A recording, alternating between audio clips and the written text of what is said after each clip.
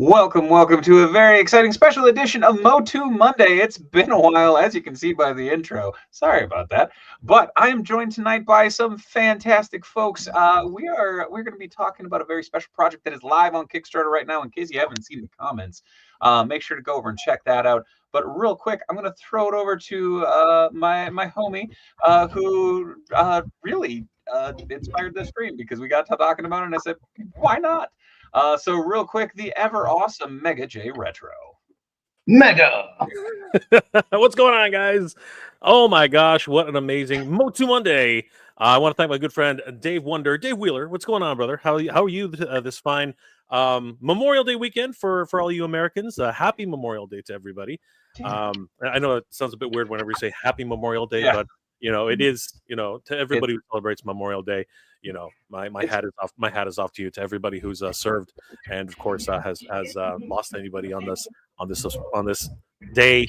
We do remember everybody who served. So thank you guys for that. And but also we're here to talk MOTU Masters of the Universe on this wonderful Monday. How are you doing, Dave? How are things going on your end of the world? I'm doing good, man. It's always a good day when we get to talk a little MOTU, but we're not alone. It's not just the two of us. We already have a bevy of folks already in. So real quick, I'm going to shoot it around the horn. So yeah, let's go. Real quick, over to the Badass Reviews, aka Carlos. What up, dude? What's up, man? How's everything? Thank you for having me, man. Happy to talk about MOTU. Yeah, very, very excited. Then we will toss it. Oh, damn, he's right there. Yeah. Then we have Johnny. Hey, man, how's it going? Hello. Welcome. And then we got Dad at Arms. The back. Hey. Hi, guys. Come on, Colt. Good to see you, brother. Thanks for the last minute ad. I'm honored to be among you. You are definitely the right person to be bringing in. Got a whole bunch of other folks who might pop in periodically. This is just I'm overwhelmed at what's happened in the last few hours of this campaign. It's been cooking.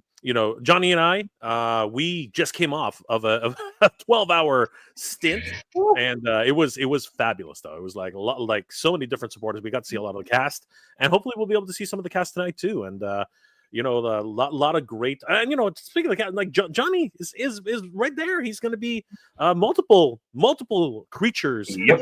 An entire horde army. Billions, a whole horde army. Johnny's busy. He's been busy as heck. Mm-hmm. We have some of the cast right here. We do. Some of them are going to be popping in periodically and just saying hi, and it's going to be fun.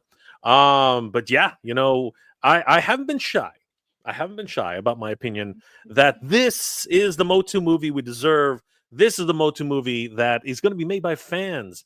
That is going to be, respected for the source material to the most painful degree. I think that's really where it ends up being.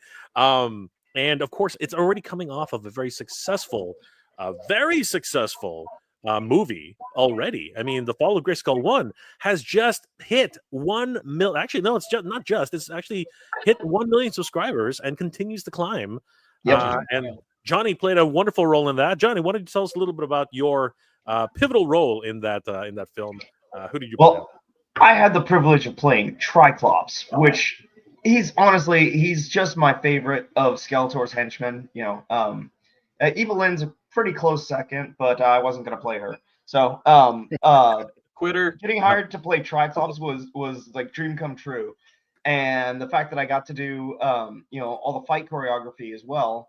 Collaborated with Brian Cage on the He-Man Skeletor fight. That guy's, I mean, let's face it, he does fight choreography for a living. So I would have been foolish not to take his input. But yeah, and working on that film, it was great because it was a real quick schedule. We were filming all on green screen and blue screen because we didn't have time to build Castle Grayskull. But it was an interesting experience. I've done stuff where I was on green screen before, but not where it was like exclusively that. So it's like, oh yeah, you leaned out too far. We got to do that shot again and stuff like that. I was like, oh yeah, crap, I got to keep track of my blocking.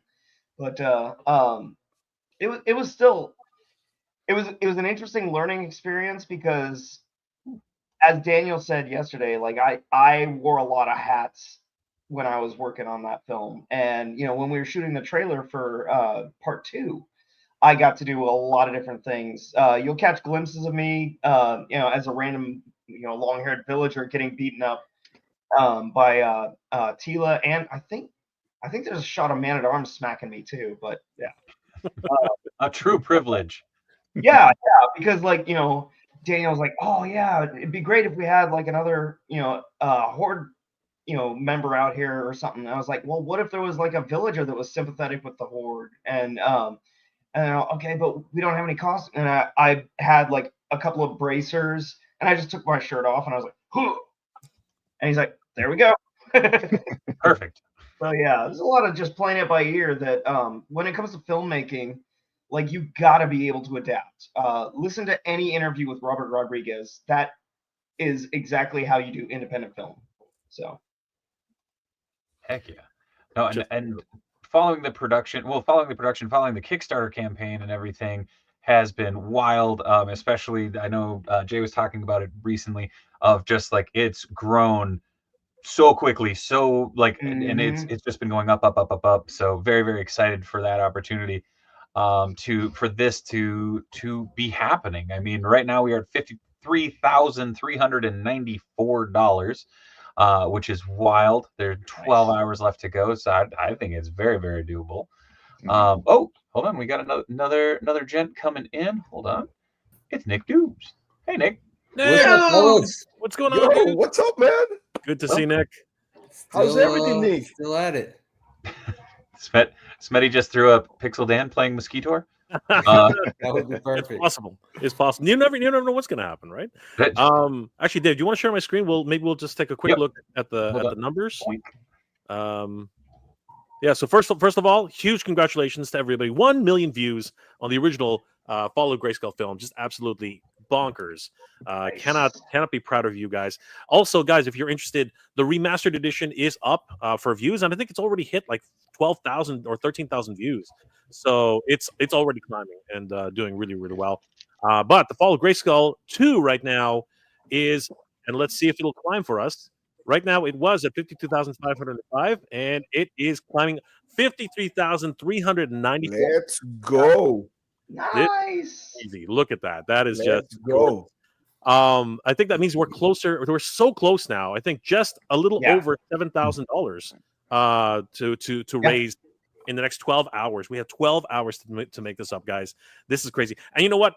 I think Johnny and Nick, yesterday we didn't know where we were going to end up. I think we started yesterday at like 50,000, right?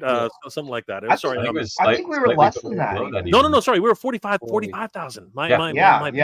Yeah, we were at 45,000, and by this morning it hit 50,000, which was and now it's just and like we always know, like whenever we're doing crowdfunding, like the tail end, you're gonna get your second biggest bump. The first biggest bump is always like right when you launch it and everyone first hears about it. Oh, I got a pledge. And then everyone hems and haws and like, oh, I'll think about it. Oh, today's the last day.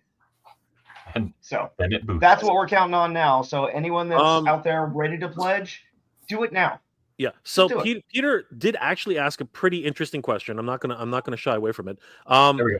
I believe, and if I'm not, and somebody can, and I think probably Daniel could probably be the best one to answer this, but I do believe that all backers will be in the credits or on the webpage or somewhere as a thank you, because you guys are the ones who helped to make this happen. Why wouldn't you be in the credits?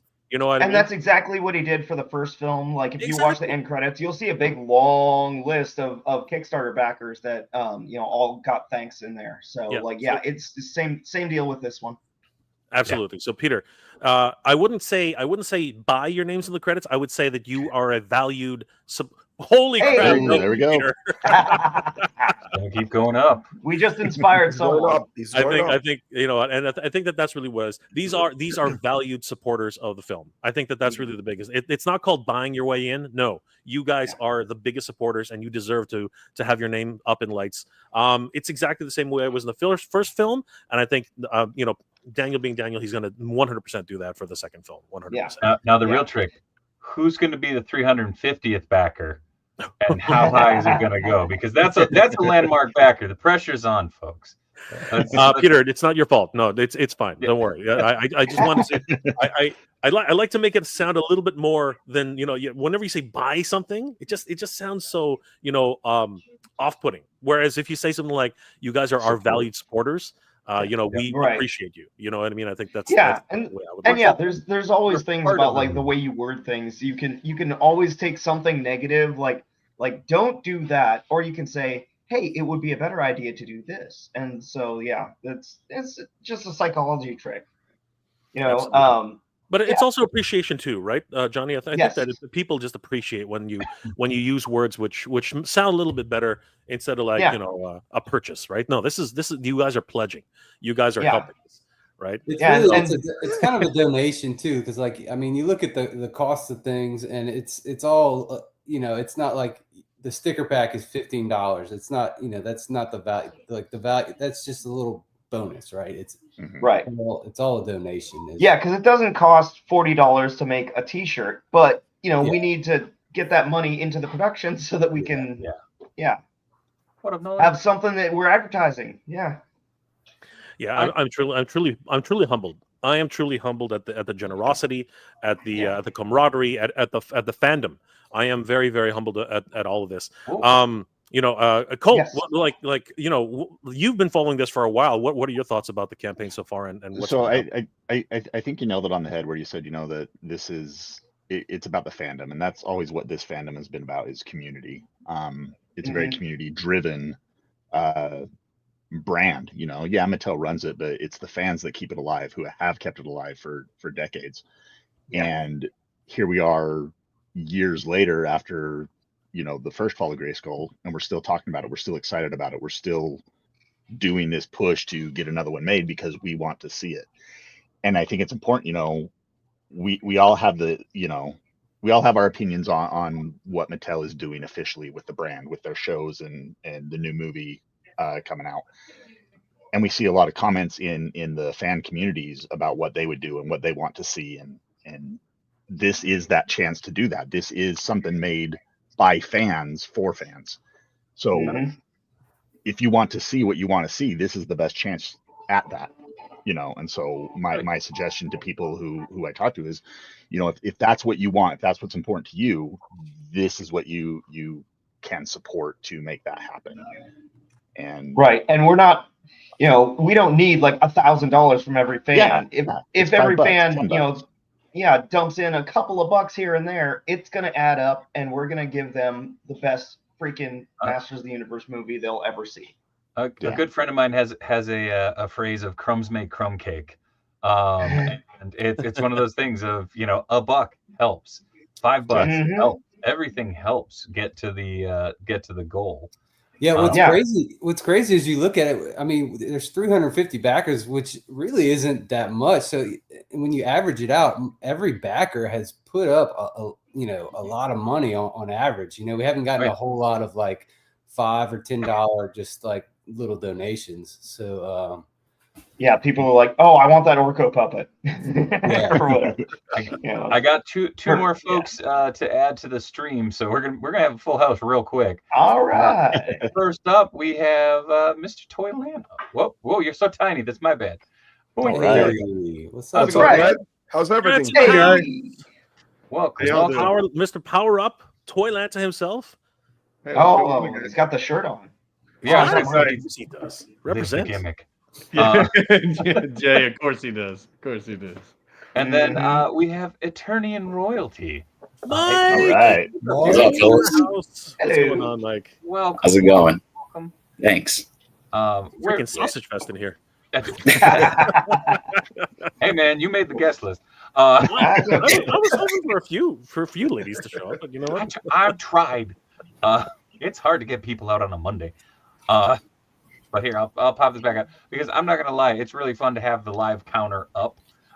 And StreamYard only has so many options for that. So, no, maybe not. Just kidding. Where'd it go?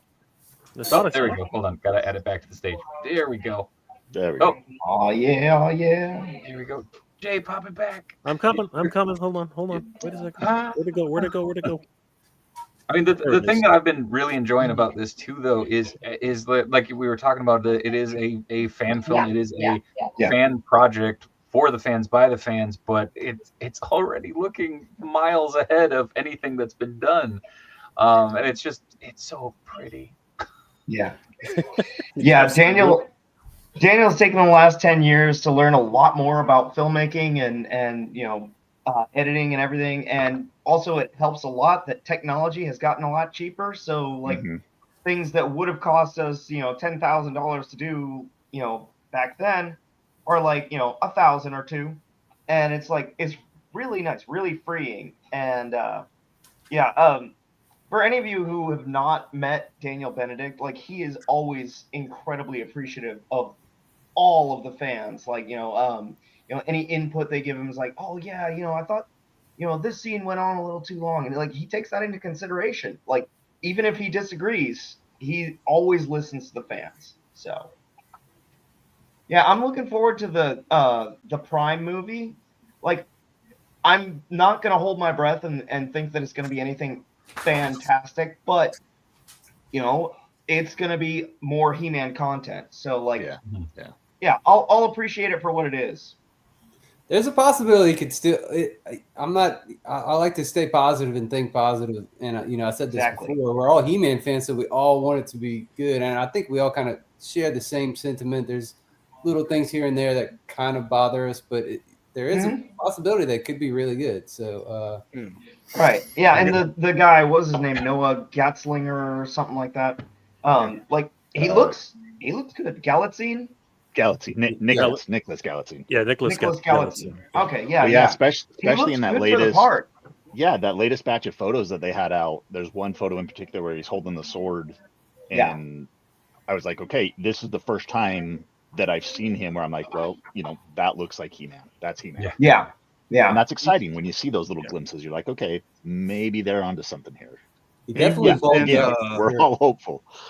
He was in Vikings Valhalla, and he did a good job in that, and that whole choreography team with like the fight scenes and using bladed weaponry and things like that. So he's got a bit of a base, in general. So I don't think he's going to go out there and look like a total idiot. So, good. Yeah, I had never heard of him before, so that's good to know that he has at least some background. Fisto, the guy playing Fisto, was also in that show as well. So I mean, he was in the Captain America movie too. He actually looked really good in that. Oh, nice. Oh yeah, he's the tall fellow in that fight scene in the Brave New World. I forgot that's also him. It's like nice and clean in that movie. Yes, yeah. He's still got his scruff, but Yeah.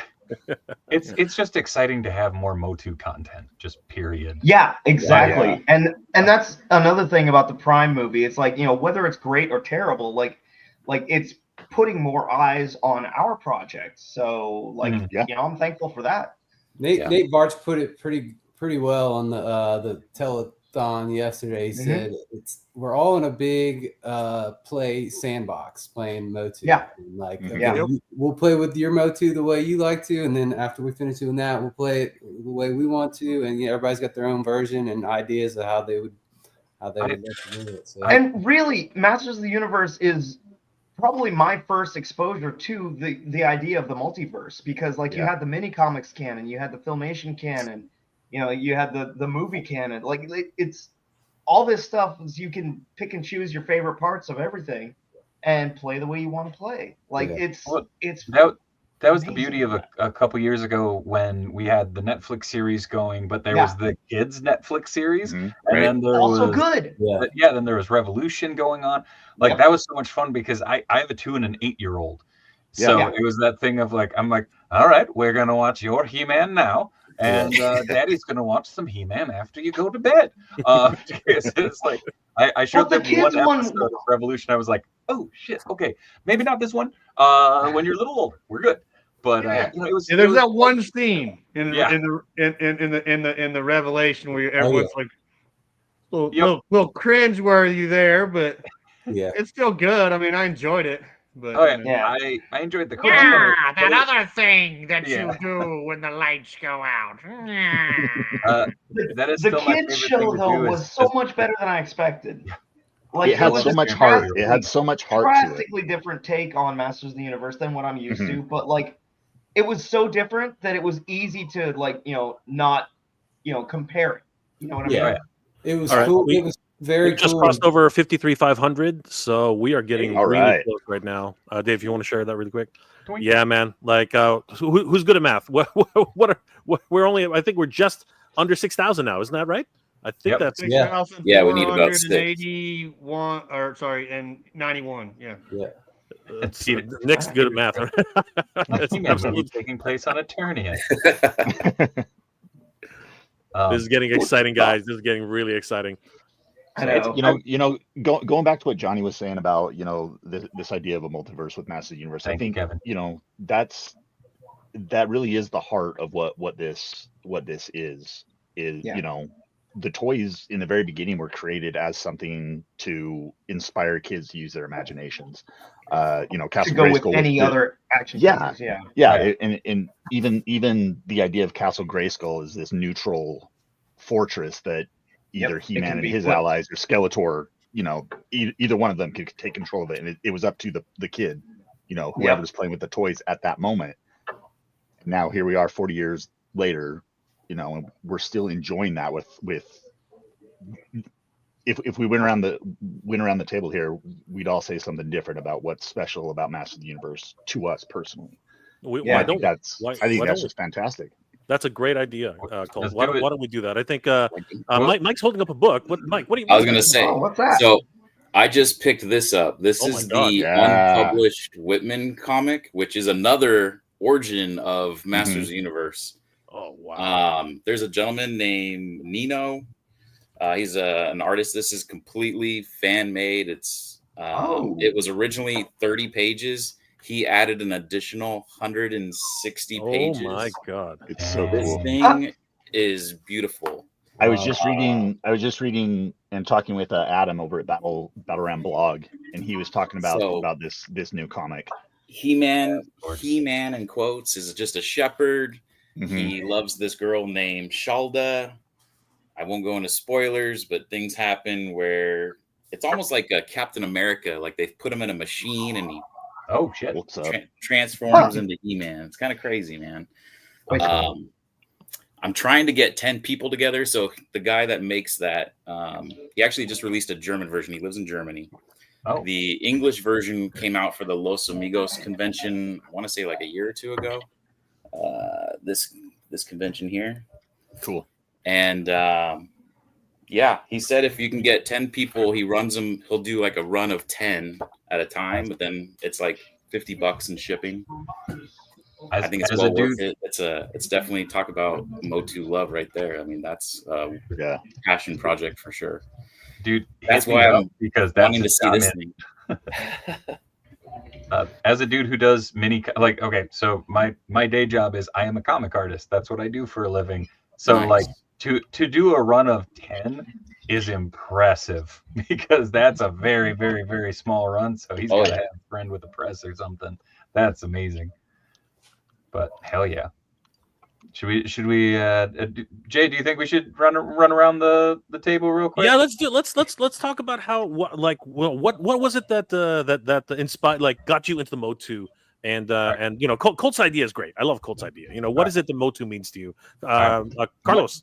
Oh, what? Sorry. There, hold on. We'll start with Carlos. Carlos. Hey. Why me? I'm the oldest one. Because you're so quiet. That's why. No, I'm just listening, man. Well, I mean, I started collecting MOTU because of my mom. I think she bought me my first He-Man figure when I was, I'm from 75, so that was 82. I was maybe like 6 years old, and I fall in love with the line. And I'm gonna be honest with you, I don't know if I'm one of the few ones that, to me, Masters of the Universe and He-Man is pretty much the mini comics. Alfredo Alcala, like the Barbarian He-Man, it was no Prince Adam. to me was kind of like that was the origin of He-Man. And believe it or not, when the cartoon came out, it was so shocking to me because I was looking at these like badass characters like Skeletor, Merman, Triclops, and all those guys looking like dumb in the filmation, and I was like, man, what's going on with these guys?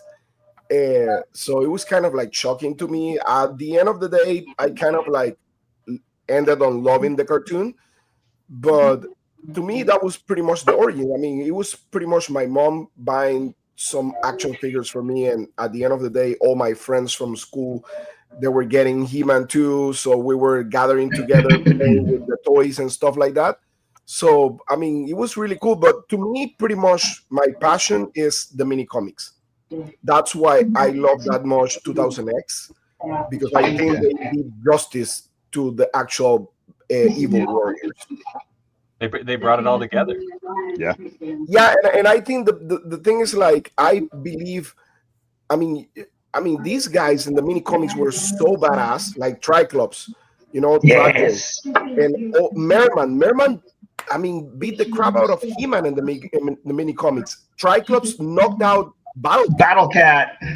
You know, like, and then seeing them on the Filmation cartoon acting like that, it was a shocking moment to me, like as a kid.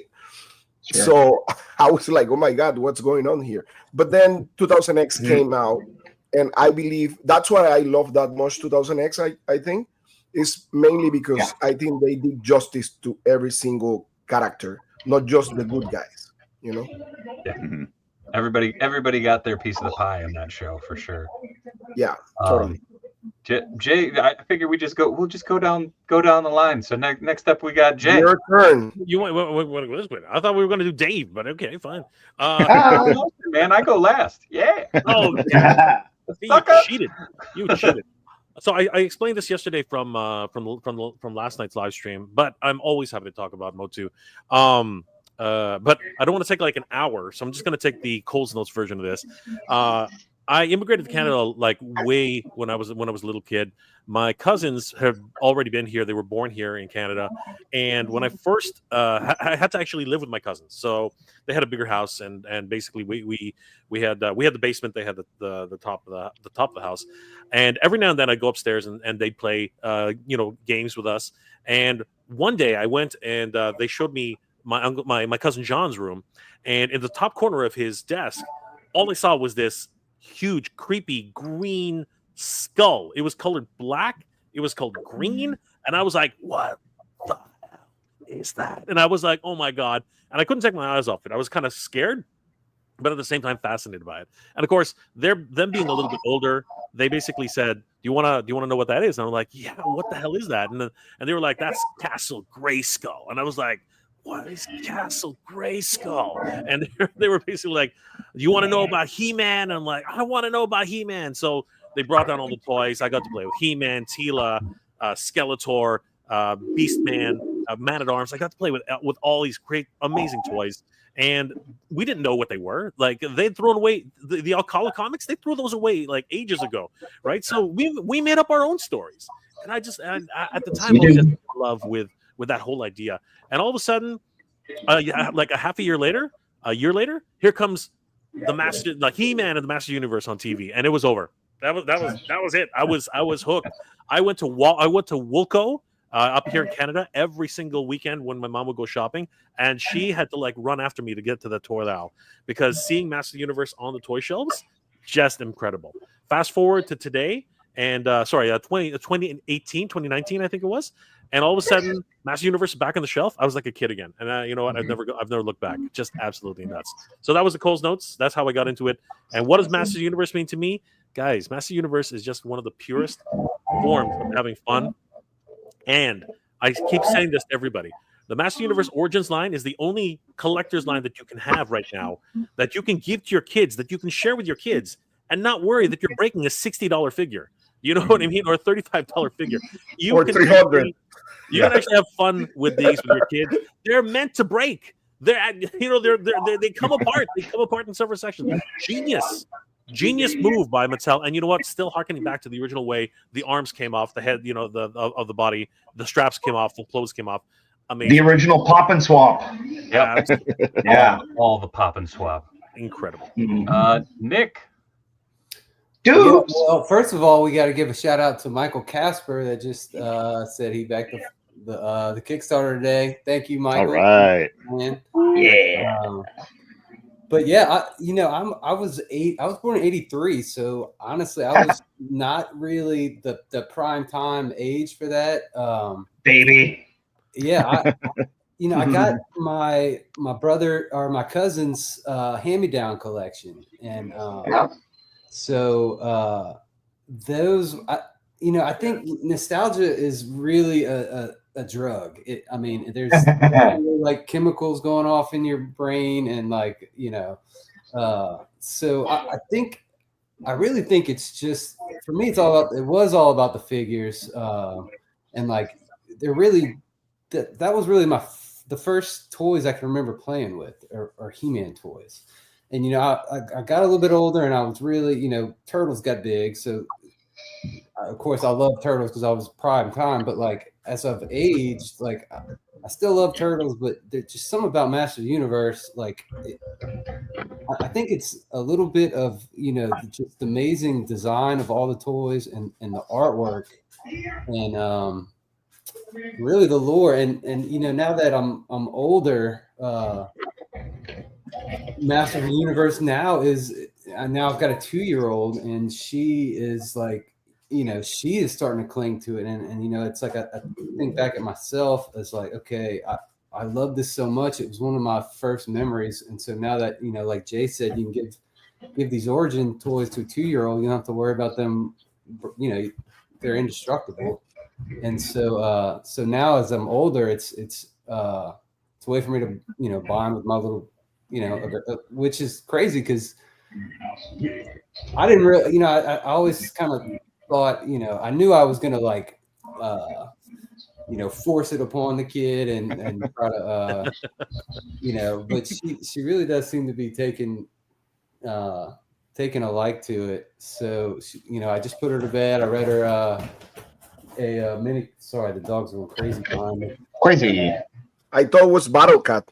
No, that's Jolene. But yeah, I read her a Golden Book, and I was kind of chatting with Colt about this. And so that's like I've never really read the Golden Books as a kid, and so now that I'm adult, it's like this gives me a chance to like really, they're so good, check out all the stuff that I didn't look at as a kid, and now She-Ra, I'm starting to watch the She-Ra cartoons with her and stuff, so it's just it's starting to become generational for me, Oh yeah. You just got to blow her mind, Nick, because she's holding a Roboto toy. Just come out dressed as Roboto. That's like Turbo Man. My dad is Roboto. That is so cool. All right, cool. Well, I'm glad Nick brought up the Golden Books, because that's my introductory point to Master of the Universe was the the Golden Books, and especially the videotape. Like minimal animation, but the music and the narration and everything in that, just it's an instant shot of nostalgia for me. I was born in '82, so I was right there at the beginning, but obviously I was a newborn, so I don't remember that. So how it all came to me, it's such a strange thing. It just, my earliest memories are of loving Master of the Universe, and these Golden Books entry point, because my mom, she'd take me to this local craft store that she'd go to, and they had a kid section. She'd let me buy a book to take home, a little storybook, and I was just immediately drawn to these Golden Books because of the art. Like, it scared me, it intrigued me. I just thought it was so cool. And then slowly coming to the realization that, oh, there's toys of these. Oh, there's an actual cartoon of this. And it was just washing over me. And, years later, it's still my number one favorite thing in terms of, toys and cartoons and books. And I live it and breathe it. My first crush was Tila, all that kind of stuff. Yeah. And even I got married 20 years ago, and my wife and I had He-Man and Tila action figures on top of our wedding cake. I don't know. It's just it's one of the it's magic. It's one of those things that I'm always gonna love. I'm always gonna smile, and I'm always gonna be excited when we have something new, whether it's a new toy, a new comic book, a new cartoon, a new movie, a new fan film. It's always something that I'm just gonna be so excited about. I can talk about it endlessly, Well and that's said. why we're all here. Hell yeah, Johnny. Hello. Okay. So it was probably I'm guessing it was 82. I think it was for my birthday that I got a couple of the figures from my parents. I know I ended up having Ram Man and He-Man and Manny Faces. I think I had Triclops, and I eventually got Castle Grayskull.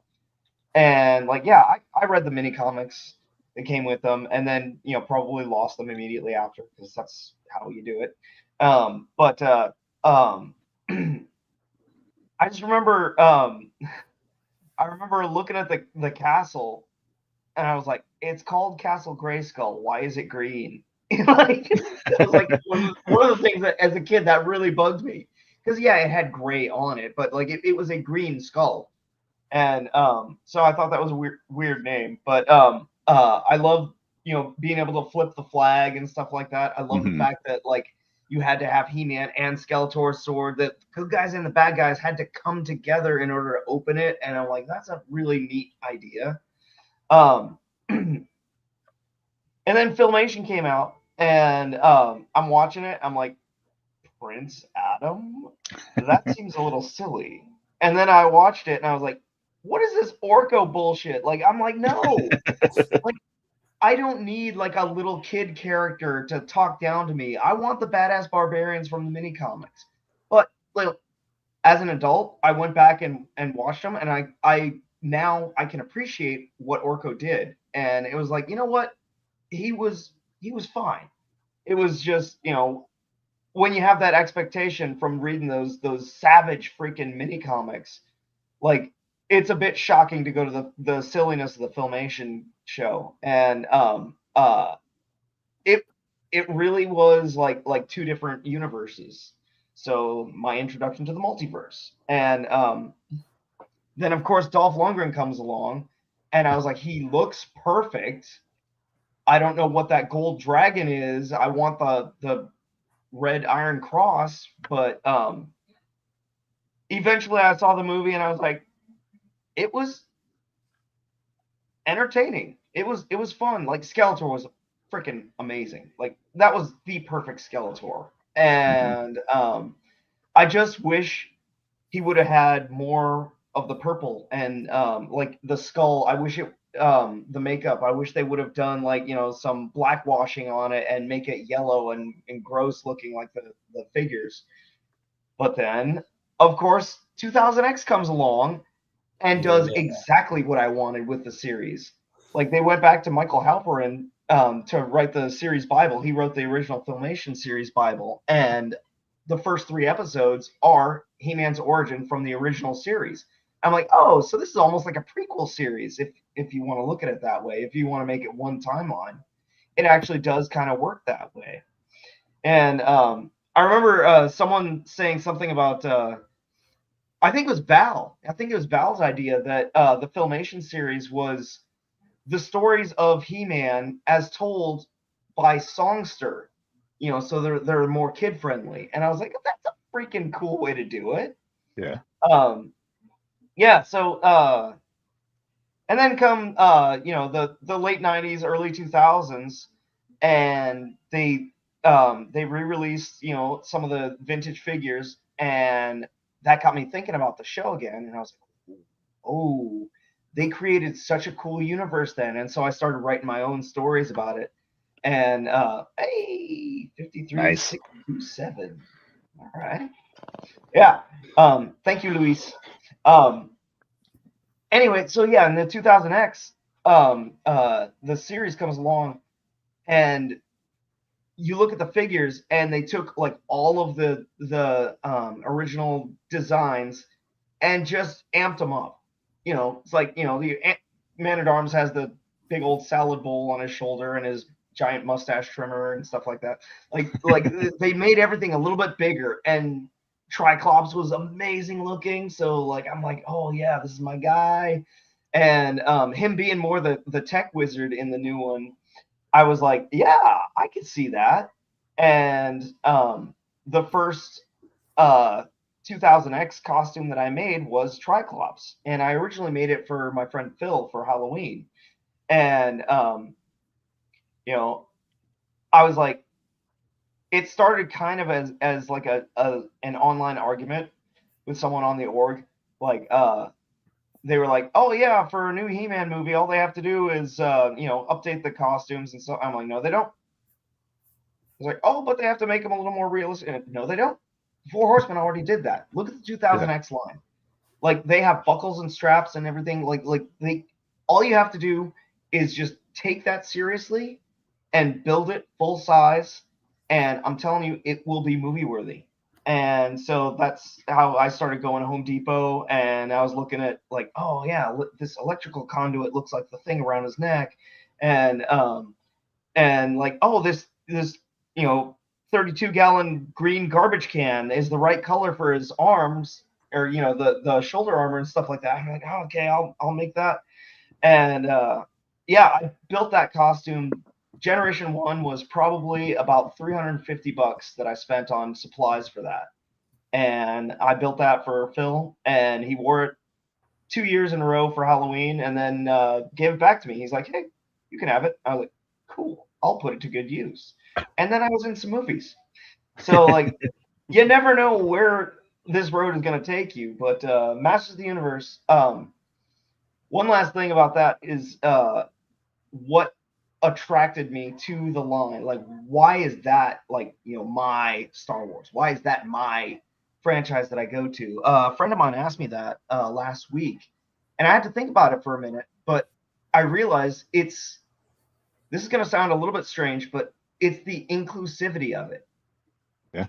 The fact that you can have a freaking ninja and a cowboy and a guy whose face spins around, and like all these things like can play in the same sandbox.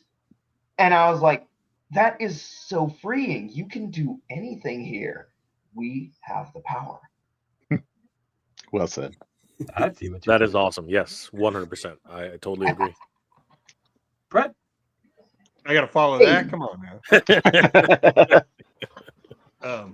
Well, I learned to read on the mini comics. The parents tried everything, tried Sesame Street, and it's pretty much bribery. I got an older brother, and he's got his toys over there, and they're pretty much like, you can have this guy if you read the book first. And I was like, okay. Nice. That is awesome. That is so awesome. Bribery can be good. Yeah, I tried it out, and I'd take that deal today.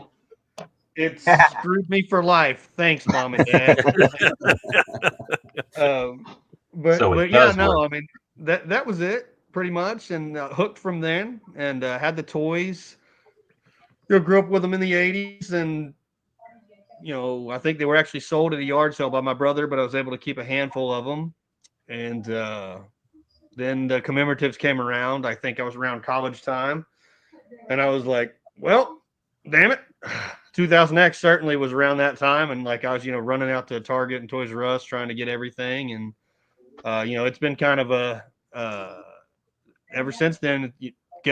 You know, I never really stopped. Like, even if I saw something that I had, I'd pick it back up, because you never know when you need two and maybe one to trade. You know, so that kind of deal. Good help, Luis. Thank you. Lewis, thank you for that's more than enough. Thank you so Absolutely. much. I can't believe you give up that much. That's incredible. Thank you, brother. Thank you, Lewis. That's yes. Every little bit helps, and that especially in this economy, man. Thank you. Especially in this economy. Thank you, Lewis. Thank you. Hell yeah. Yeah. And then you got friends doing a fan film, and you got to, you know, like throw money at it and get on lives and do things like that. You know? Speaking of which, really quickly, we just hit 53,797,000, guys. Holy crap. Nice. Wonderful. We are It's almost climbing. $3,000 since you guys have been on, right? This is actually, by believe bit. it or not, it's getting. Yeah, this is nuts. This is crazy. Let's go. Thank you to everybody who's supporting, especially Lewis. Thank you. Don't even think that that's not enough. That is more than enough. Thank you, brother. Every bit helps. Absolutely. Mike, did we technically start with you? We'll throw back I up. mean, I Mike was showing off the book earlier. Oh, I know. I mean, much like you guys, I was young. I was born in 80, so I guess I'm a little bit older than a couple of you. But 82, 83, I was very young. I wasn't reading, so the mini comics didn't really mean much to me. It was all about the toys and the artwork for sure. The William George, the Rudy Obrero. I mean, that Battle Cat. I got it all packaged up right now. But the Battle Cat artwork was probably my favorite artwork of all time. I have that picture.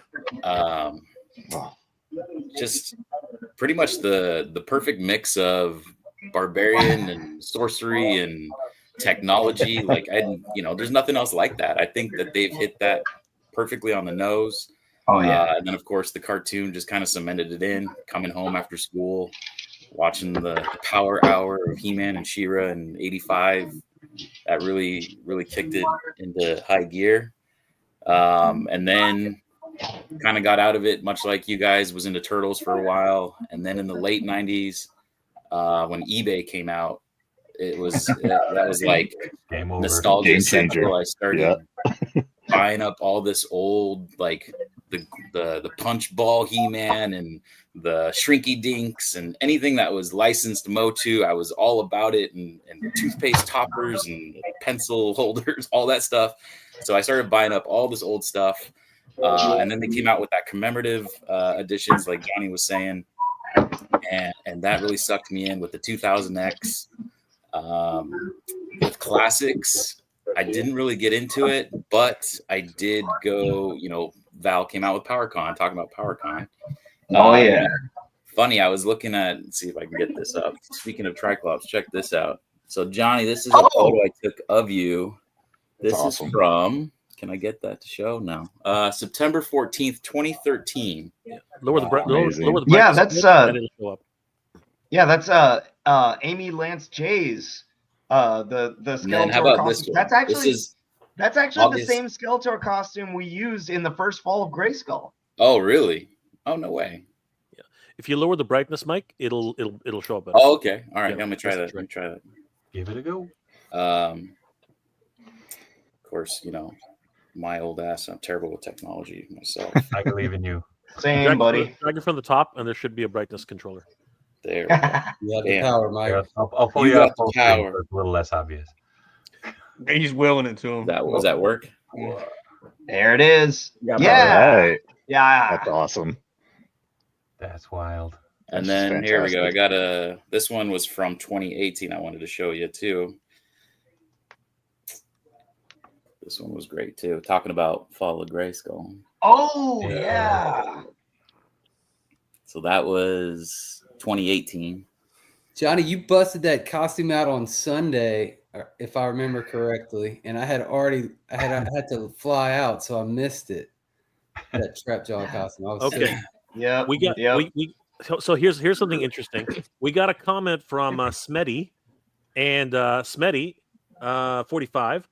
Val is technically not involved in this project, but we got some crazy news from Val the other day, and I think I can bring it up. Let me see if I can bring that up, because that needs to be heard again, because that was a promise that he made, and I'm holding him to it. By the way, I'm going to hold him to that promise. Let me see if we can find it. I think it's in my download folder, because I made sure to hold on to it. I'm pretty sure I recorded it too. Here we go. I got it.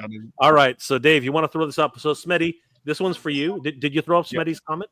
Yeah. It's Val. All right. So, here you go, Smetty. This one's for you, buddy. Check Hold this up. one out.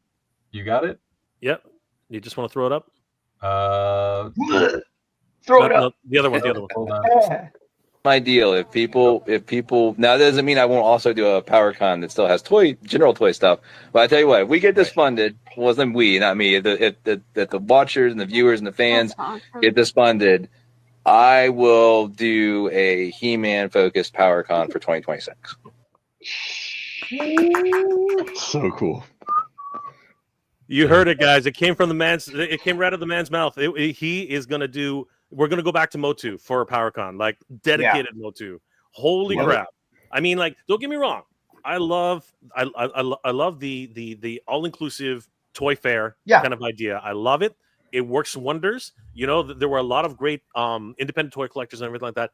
But he said that not only, if you listen carefully, what Val actually said there was not only will he do the new PowerCon.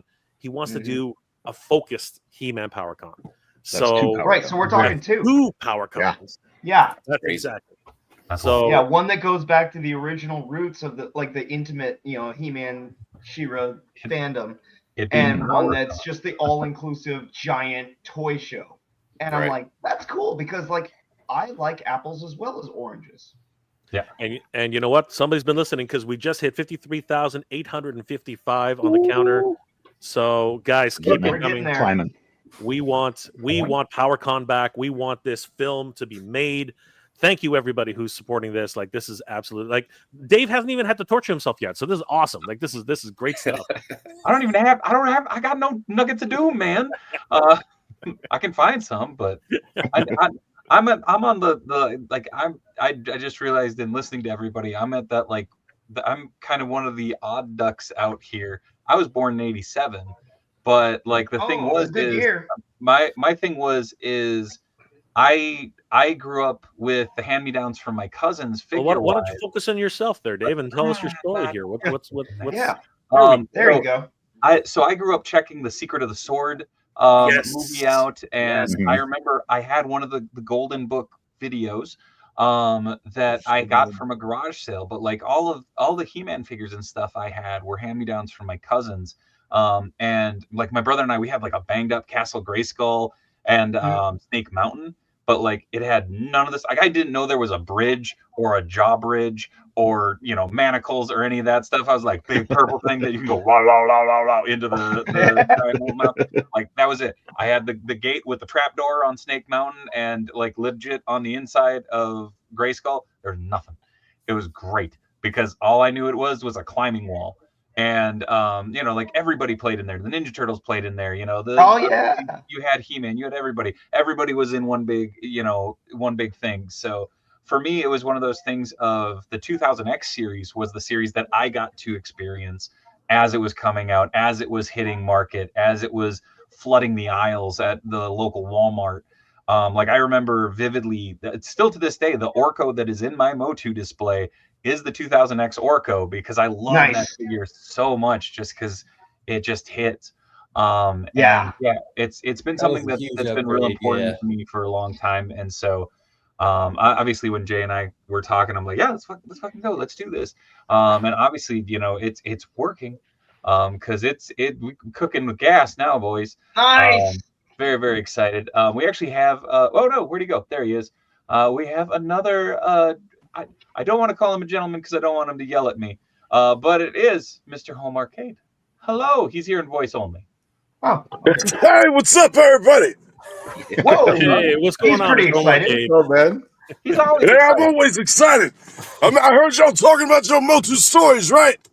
Yes, sir. Yep. Absolutely. I got a MOTU story.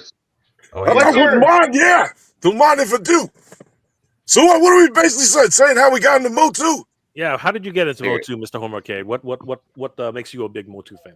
Oh my God! It all started when I was a young kid, watching the show, all that stuff like that, collecting the figures, and then you grow old and lost my collection. You get married, you have kids, can't really focus on that stuff. So later down the line, when the Origins line came out, I'd seen it in Walmart. I was hooked. I had no choice. It got me back in the jump and getting things again, start collecting, and I got them all. You know what I mean? Love MOTU. So, some from my childhood brought it back to when I'm an adult, and I'm enjoying it.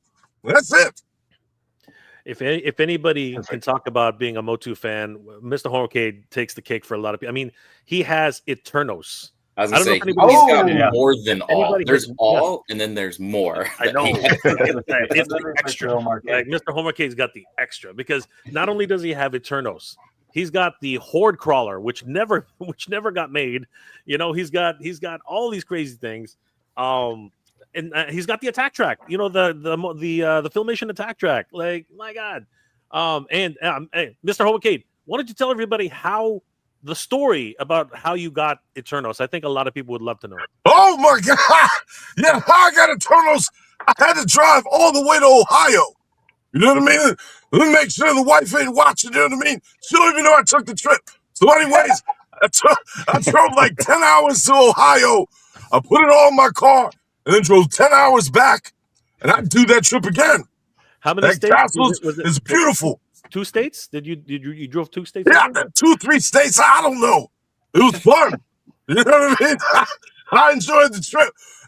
Some of those places you just don't see nothing. All you see is this open fields, big ass fans and stuff out there. I don't know, but it was a fun trip, and I'd do it again.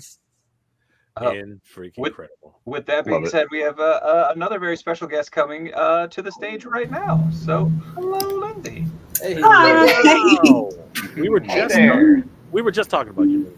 All good things. All good things. Johnny Yeah. Johnny has nothing but good things to say. Yeah, it was really fun working with you on Fall of Grayskull, and not actually stabbing you. I was stabbing nothing, but Yes. You held it right there above me. But it was really close. My kids watched that and they legitimately think that I was murdered.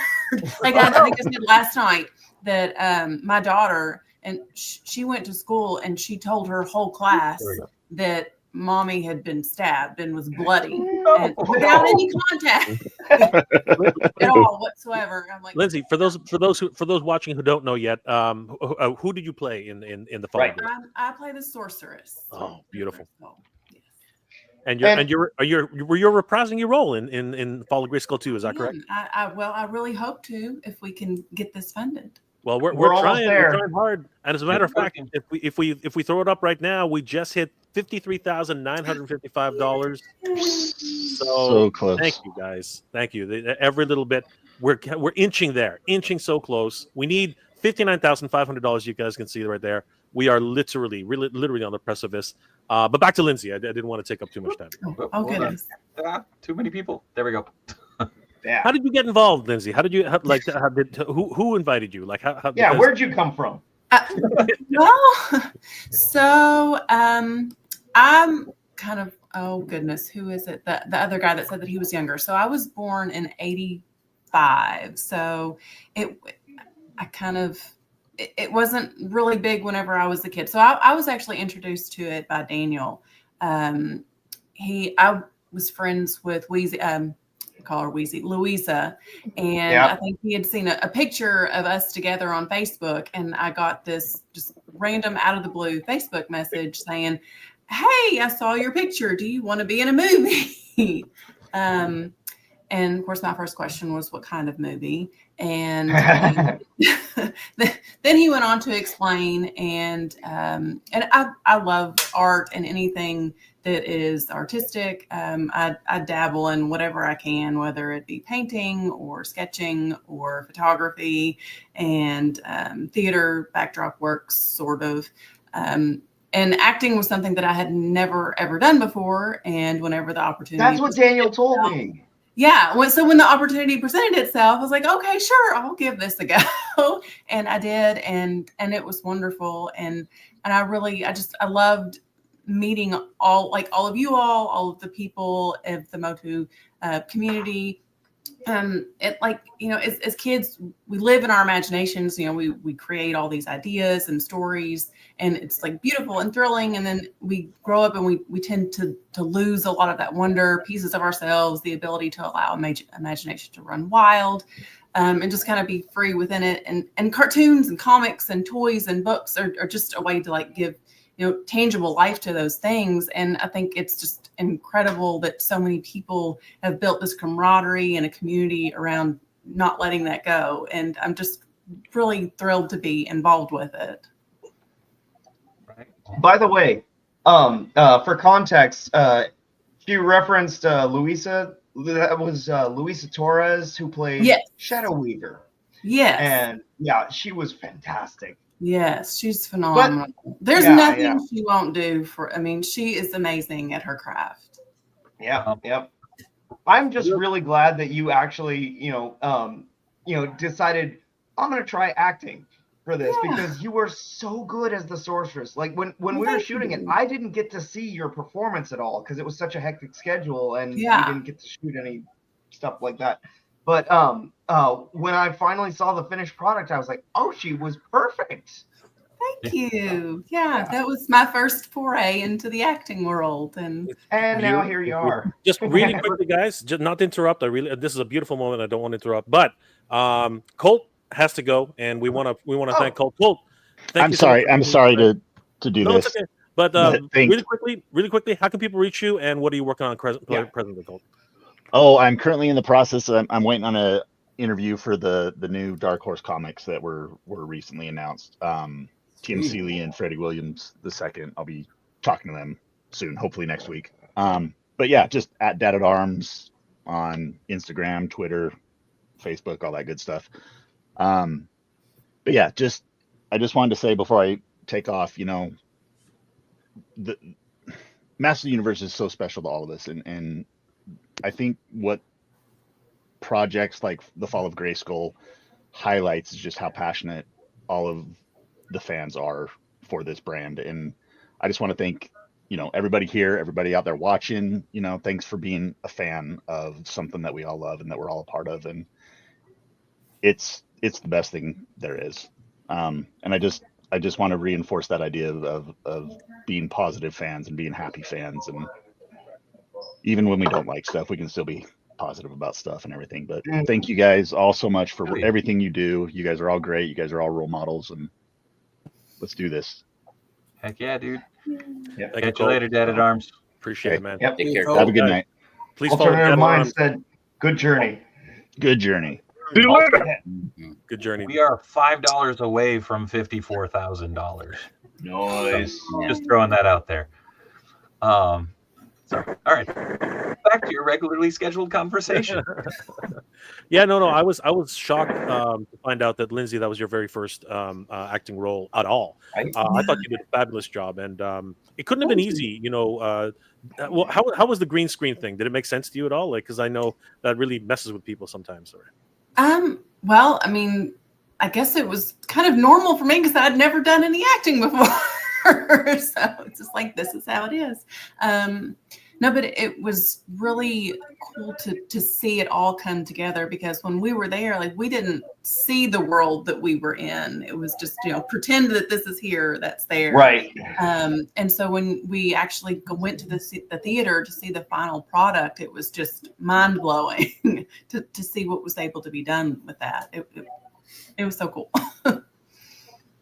One of the things a lot of the cartoons before. It seems like you did your research for sure, because you had her mannerisms down. Oh, well, Daniel had sent me clips of her, of the sorceress, and I obsessively watched them. And he gave me a script, and I obsessively read the lines like over and over and over again. Because I wanted to be perfect. Yeah. I don't like to half-ass anything. So yeah. Well, you got the voice and accent perfect. Well, thank you. Yeah. One of the things I was wondering was, like, after you played the sorceress, like, we all went through like what got us into Masters of the Universe earlier tonight. And I was wondering, like, after you played the sorceress, did you get into Masters of the Universe? Did you, like, start watching the show, or I did, and I had. So when the first one came out, I have a son. Well, I have 3 kids. I have a son and then 2 younger daughters who were born after we made the first one. And my son, who just turned 18, he got super into it and just binged watched all of the cartoons, and we sat and watched them. I was kind of in and out, being mom, taking care of house duties and whatnot. But I did. And my daughters, like the new one that came on Netflix, they sat and watched it and like, Mommy, that's you in it again. You're a cartoon. So Right. That's how you know you nailed it. Where now Yeah. every version Yeah. of the Darktress is So unique. my son, and he hates this. So in Owensboro, I mean, the community kind of is familiar with Daniel and this project and the movie, and so all of his friends found out that I was in this movie, and they thought I was like a superstar and really cool, and so he was super embarrassed. And all of his friends would like wave to me whenever I went and picked him up at school. Yeah. It's like, Mom, just go away. That's where you just gotta like drop one-liners like out the window and just be like, no, like the roll with it. Just Yeah, it's cool. See, I give you cool points. see. You should have worn your headdress to the. Daniel has it. Oh, Daniel's got it. Yeah. Yeah. That thief. But then it was so beautiful. I can't remember who he said made that, but he got somebody. Angelica Bermudez. Yes, if I that remember sounds. correctly. Yep. And I think Yep. he sent me pictures of her makeup so that I. Yeah, she had done a photo shoot in that garb, and like it was like, oh my god, that looks like the cartoon just jumped out into real life. And so he's like, oh yeah, that's the one we need. So Yeah, it was beautiful. The whole I just loved portraying. She's so regal and elegant, and I love those things. Yeah, I made a sorcerer's costume for my daughter for Halloween last year, and that head, like, I just pulled up pictures of you and Angela. Aww. And that was like, that headpiece was like my model. I just tried to like make it exactly the same as y'all's were, because it was. I think you sent me pictures of that. Yeah. Yeah, she I was would like, love to see that. let's see, I can try to pull it up. Let's see. Here we go. I'll have to do the trick where I turn down my brightness though. Yeah, no, it works. It works wonders. I have to say. Really quickly though, while Nick's looking for that, I did want to remind everybody, just in case, because some people might actually not be aware of how to contribute. So, Dave, if you want to throw up the screen, guys, I'm holding. Well, there we go. This is a Kickstarter project, which is happening on Kickstarter right now. So you guys can head over to Kickstarter.com and just do a quick search for the Fall of Grayskull 2. Two projects come up. The relaunch is the one that you want to click on. And huge thanks to everybody who's supporting this project. We've already raised $53,955 of a $59,500 goal. That means, and we're real close. Yeah, we are real close. I pulled up a calculator just in case. We're only $5,500 away, and $5,500 and change away from reaching our goal. This is incredible, guys. 11 hours to go, and we are going to keep going until we actually hit that goal. No matter what, guys, thank you so much for this. Please head over to Kickstarter, type in Fall of Grayskull 2, and I want to thank all of our guests here tonight, Dave, especially of course Lindsay and John. You guys are just killing it, man. Like, thank you so much for being here and showcasing your wonderful talent to us. And Nick, take it away, brother. Okay, here's my Lindsay inspired. Oh wow! Oh wow! So this is it. Still in the. That's airbrush incredible. booth. Let's see. Now I've seen some of the stuff that you do. There it You're a is. phenomenal artist. Thanks. That's Let me try to So cute. Is that your daughter? Yeah, she was like. Aw, that is. Look at that. There you go. I Chubby little love thing. that. Wow. Yeah, it keeps readjusting to make it brighter, but yeah, it came out She's good at It was posing. Definitely inspired by you, Lindsay, for sure. Oh, thanks. Your daughter has the poses down. Oh yeah, she's a little diva for sure. A little ham. Nothing wrong with that. That's so cool. Why don't we take why don't we take a quick break right now and take a look. Speaking of the costumes, why don't we take a look at what we're trying to fund here, guys? So, Dave. Hey.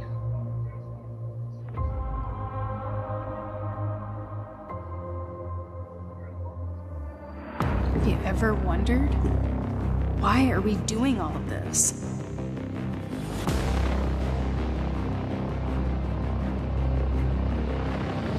Cassie.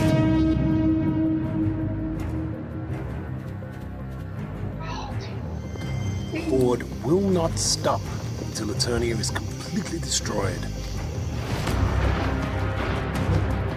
Where are the rebels?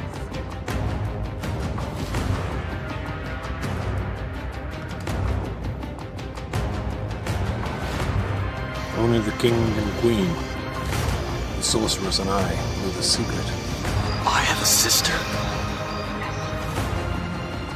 You must destroy the Horde.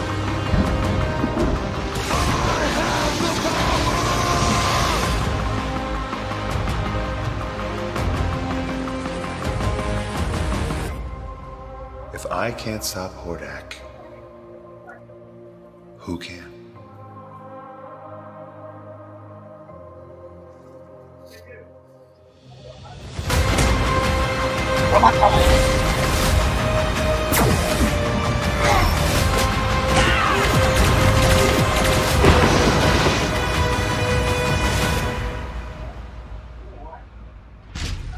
Death has come to Eternia, and I am here.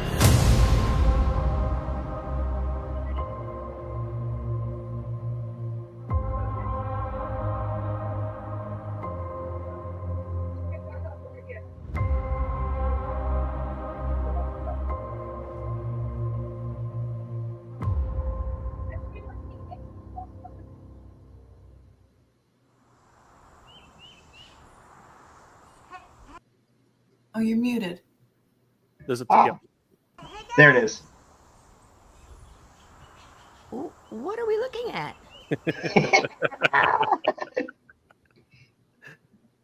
Oh my god, that was just absolutely, that was brilliant. That was absolutely crazy. Thank you guys for that. Like everyone's performance in that was just epic. Wow. Every time that one gets me. What was it like getting back on the horse, guys? Like what was it like getting back on the shooting schedule and everything like that? Like how did you guys feel? Johnny. Well, like I said, this was a lot different because we did almost no green screen. There was one day we did green screen shots, but most of it was on location. So we're at these beautiful landscapes, and Daniel had the brilliant idea of filming only at dawn and dusk. So we only had like a couple hours window where we had to shoot, and we'd go out there, get in costume and stuff like that, and shoot everything. And we're like, oh, the light's changing, we got to get this shot in. And then it was just break for the rest of the day and just mess around until dusk, and then go back and shoot again. And so like we had a lot more freedom, in between shots, and we would just hang out and stuff like that. It was really cool. I gotta say this though, you know how if you've ever seen like movie props and or costumes that were used on screen in these great films and stuff like that, and you look at them, you're like, oh man, that looks kind of shitty, like in real life, like it's kind of janky. They must have really played with lighting and stuff. Matt O'Toole's Man-at-Arms costume looks even better up close. So yeah, we hit the jackpot when we got him to play Man-at-Arms. And because this guy, he did the special effects makeup for Dog Soldiers, which I still to this day say is hands down the best werewolf movie ever made. Dog Soldiers, go check it out. Matt O'Toole. Anyway, he also worked as a sculptor on Prometheus, and this guy knows what he's doing. He made the Hordak makeup and costume, like he designed that, and Daniel wore it for the teaser trailer, but Matt O'Toole is going to be inhabiting that for the feature or the short, whichever it is. But yeah, the difference between part 1 and part 2, even though we haven't done most of part 2 yet, like it's so drastic. Like you can see just by watching the trailer for the original and then the trailer for this one, you're like, it almost doesn't even seem like it's the same crew. But yeah, we've just learned a lot. We've been able to take advantage of the the technology getting cheaper and effects getting better and easier to do, and most of the effects we do are practical in camera stuff, like Roboto. Like that's one of the things that everyone just assumes is CGI. It's like, no, he was there. We have behind the scenes photos. Yeah. So it was really cool, and I think I've said this before that Roboto is one of the characters that when he pops up in the trailer, he gets the biggest pops. And I think it's because he is the one character that nobody thought would ever be done practically and never expected to see in, a live action movie because it would be so difficult. But we've got Dubes. So.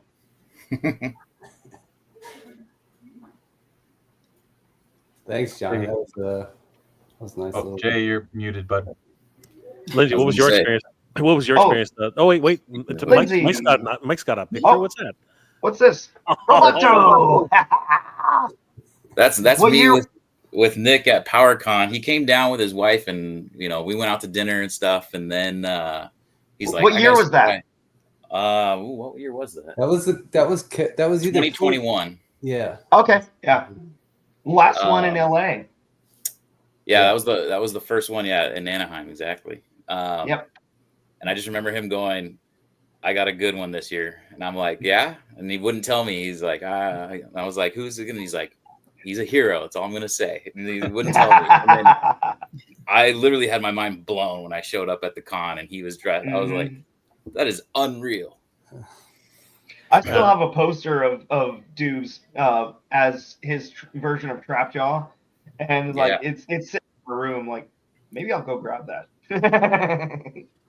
And Lindsay, what was your experience? Because apparently there weren't that many green screens this time. So No, so I was there for some of what Johnny did. I did some photography. I took behind the scenes photos and whatnot. But it was I was there. But yeah, it was incredible just to see everything in real life and not the green screen where you just had to kind of pretend you knew what was going on. And then for my scenes, we actually drove up to Ohio. It was about a 4-hour drive from Owensboro. And we all drove up there to this castle that Daniel just magically found that nobody knew existed and was just perfect. And it was incredible. They gave us some of the history that we got to use it for the night, I think, till about 2:00 in the morning, I believe, before we all had to skedaddle. So we were there for a really long time.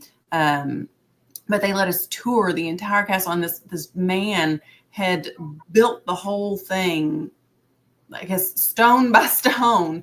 And it's like a legit castle. I think it's on a registry of some sort for castles. So we were legitimately filming in a castle for our scenes, and it just places you in there, and it just makes it more real and exciting, and I just love it.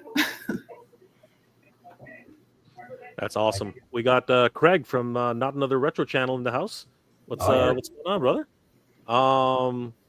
I had a good time with him in Texas one time. Is that right? Yeah. And you remember it? That's even more impressive. No, I don't remember it, but there's footage that I hope doesn't show up. Uh-oh. That's crazy. Thanks for all the support, guys. Simple Tristan Nonsense. We got John and Rebecca. What's going on? Look at some of my favorite Toyland to Power Con peeps. Hoping to catch up with you guys in a bit. Absolutely. Always good to see these two. Hopefully they'll jump on a little while, Dave, and we'll be able to say hi to them. Yeah, man, like this been an incredible experience right now, and I'm hoping that by the end we'll definitely be able to get the movie funded. We're very, very close right now. Runtime? No, I have no idea. Does anybody have any idea how long? I was gonna say that's something for Dan. Yeah, Daniel's he'd be the one to ask. So we're now at 53,955. We're so close, guys. We need that $5. $5.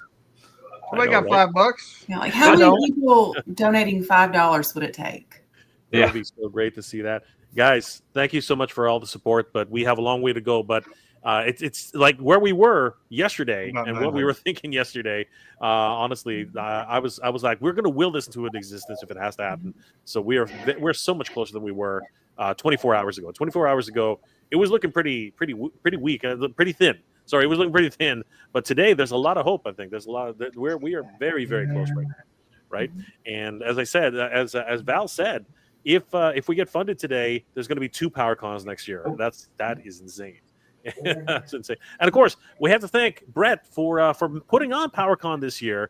You know, Brett, tell us a little bit about that. How did that happen? Like, how did you manage this witchcraft to bring PowerCon to life this year?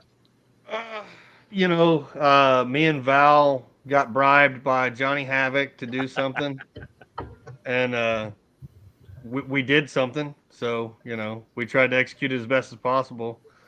I think everybody had a pretty good time, you know, so, you know, a lot of the California folks came, some of the Ohio folks came, and it was pretty rad, you know, and it had a bit of the Masters theme to it upstairs. There was a handful of intermingling toy companies as well, but, you know, it was the given us, you know, like the MOTU fans and the PowerCon crowd, giving us something to do that was a little more devoted, so it wasn't like gone again, you know, because I think everybody had that longing for the PowerCon friends that they see like once or twice every year or every other year, and that was really kind of the goal, was to kind of keep the spirit alive of the show and to keep, you know, we did all it, of guys. us together.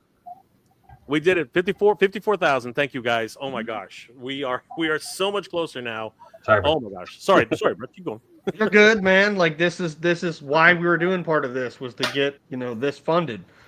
You know, Daniel launched at the show and did pretty good out the gate.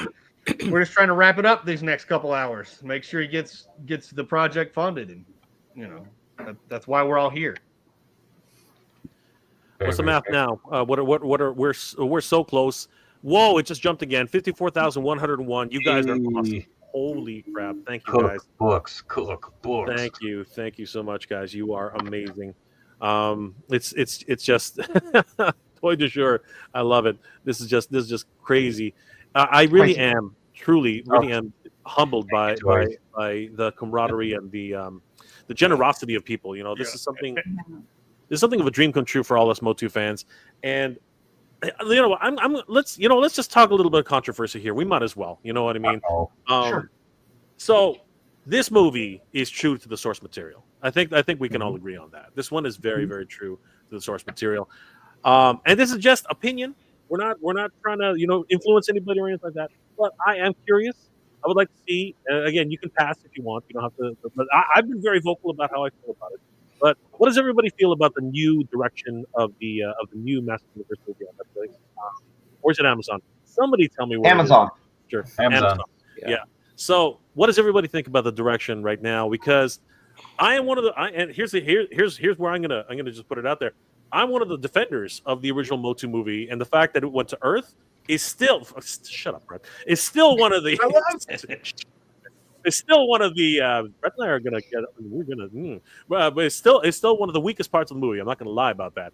Yeah. But it still is one of my absolute. And I'm loud and proud about this. I love that movie. But what does everybody think about, you know, the Earth connection once again this time around? Right when the byline first came out, I'm gonna say it right now. Right when the byline first came out for the movie, I was not impressed. Dave, I think you just did a wince. I'm gonna throw it at you now since you just you winced, man. You winced.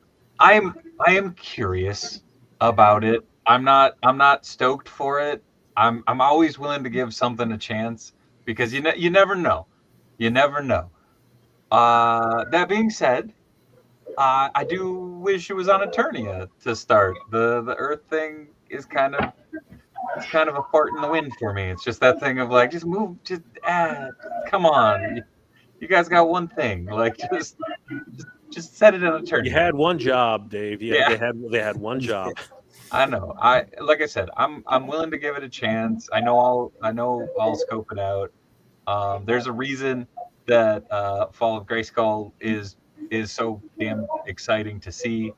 So yeah, that's my way of saying it, but not saying it, I guess. So should be on Eternia. All right, Carlos. There you go, brother. I guess, well, Mike, what's your opinion? I mean, I'm right there with Dave. It's just, I'm okay with it being on Earth as long as it's like 15 minutes. Like, let's breathe. He well, yeah. I mean, ideally 0, right? But We got the it is what it is. We got the stopwatch going. Yeah. I'm gonna go in with high hopes. I was actually, too bad Dad at Arms just left. I was talking with Colt, and I told him I was thinking of doing a challenge of just going to see it a week straight, whether it's epic or hot garbage. Just go once a day, 7 days, and just really nitpick the hell out of it until either I like it or I'm just so tired. Mike's of gonna it. get those Mojo box office numbers just up by himself. He's gonna, Yeah, exactly. He's gonna move that needle. He's gonna move that This needle. movie Like, did $1 billion. Well, it all came from right here, right? Nick, what about you? Man, part of me almost like I'm trying to convince myself that maybe they're like just trolling us. They're putting out these images of Earth just to screw with us. That's my thought. And then it comes out and they're like, we know that everyone hated Earth and no one wants Earth. And I don't know. In my head, I'm trying to convince myself of that. But every He-Man fan, I think, really kind of feels the same way. But like the cat, like we said, going back to the cast, I think the cast could work. I do like that they threw in Goat Man. I like that they have a weird, obscure character thrown in there. Yeah. It is, and I'm hoping they surprise us with some, right? Hopefully, we're not spoiled with, hopefully they haven't said everybody or plan on announcing everybody. Tila's costume, it's like they got the colors right, but it's not. If it changes a little bit, maybe goes. Where are the snakes? Yeah. Yeah, this freaking snake arm, exactly what Mercedes had. Give us Mercedes' costume. It's like that's what we want, and it might happen. This might just be like her space travel Tila version, and speed suit.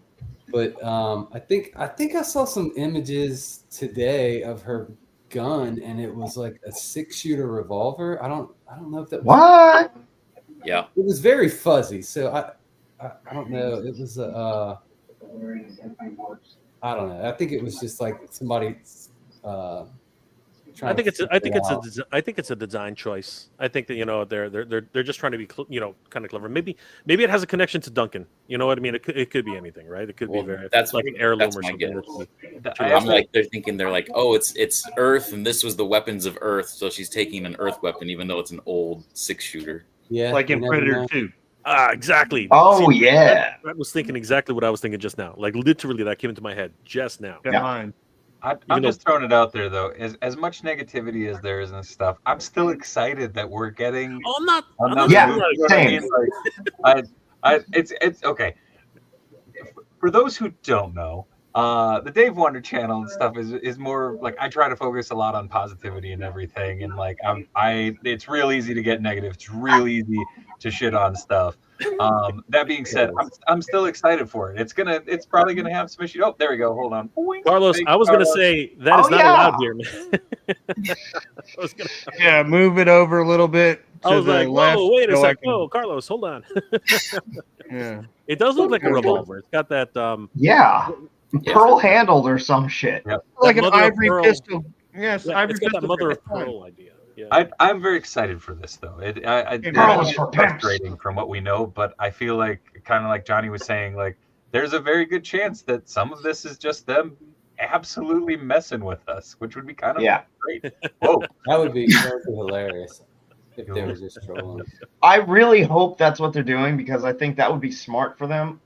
If that is what they're doing, though, I think they need to have a leak very soon that shows that the Earth portion of the movie is going to be like the first like 10, 15 minutes or something. Also, I think I probably speak for almost all of the fans of the property saying when we heard Jared Leto was playing Skeletor, we're like, oh man, huh, okay. He could do a good job. He is a good actor sometimes, but I think he's one of the weirdest choices since John Woo announced that he wanted Nicolas Cage to play Skeletor in 2002. So I think it's possible he pulls it off. Nicolas Cage definitely would have. Definitely.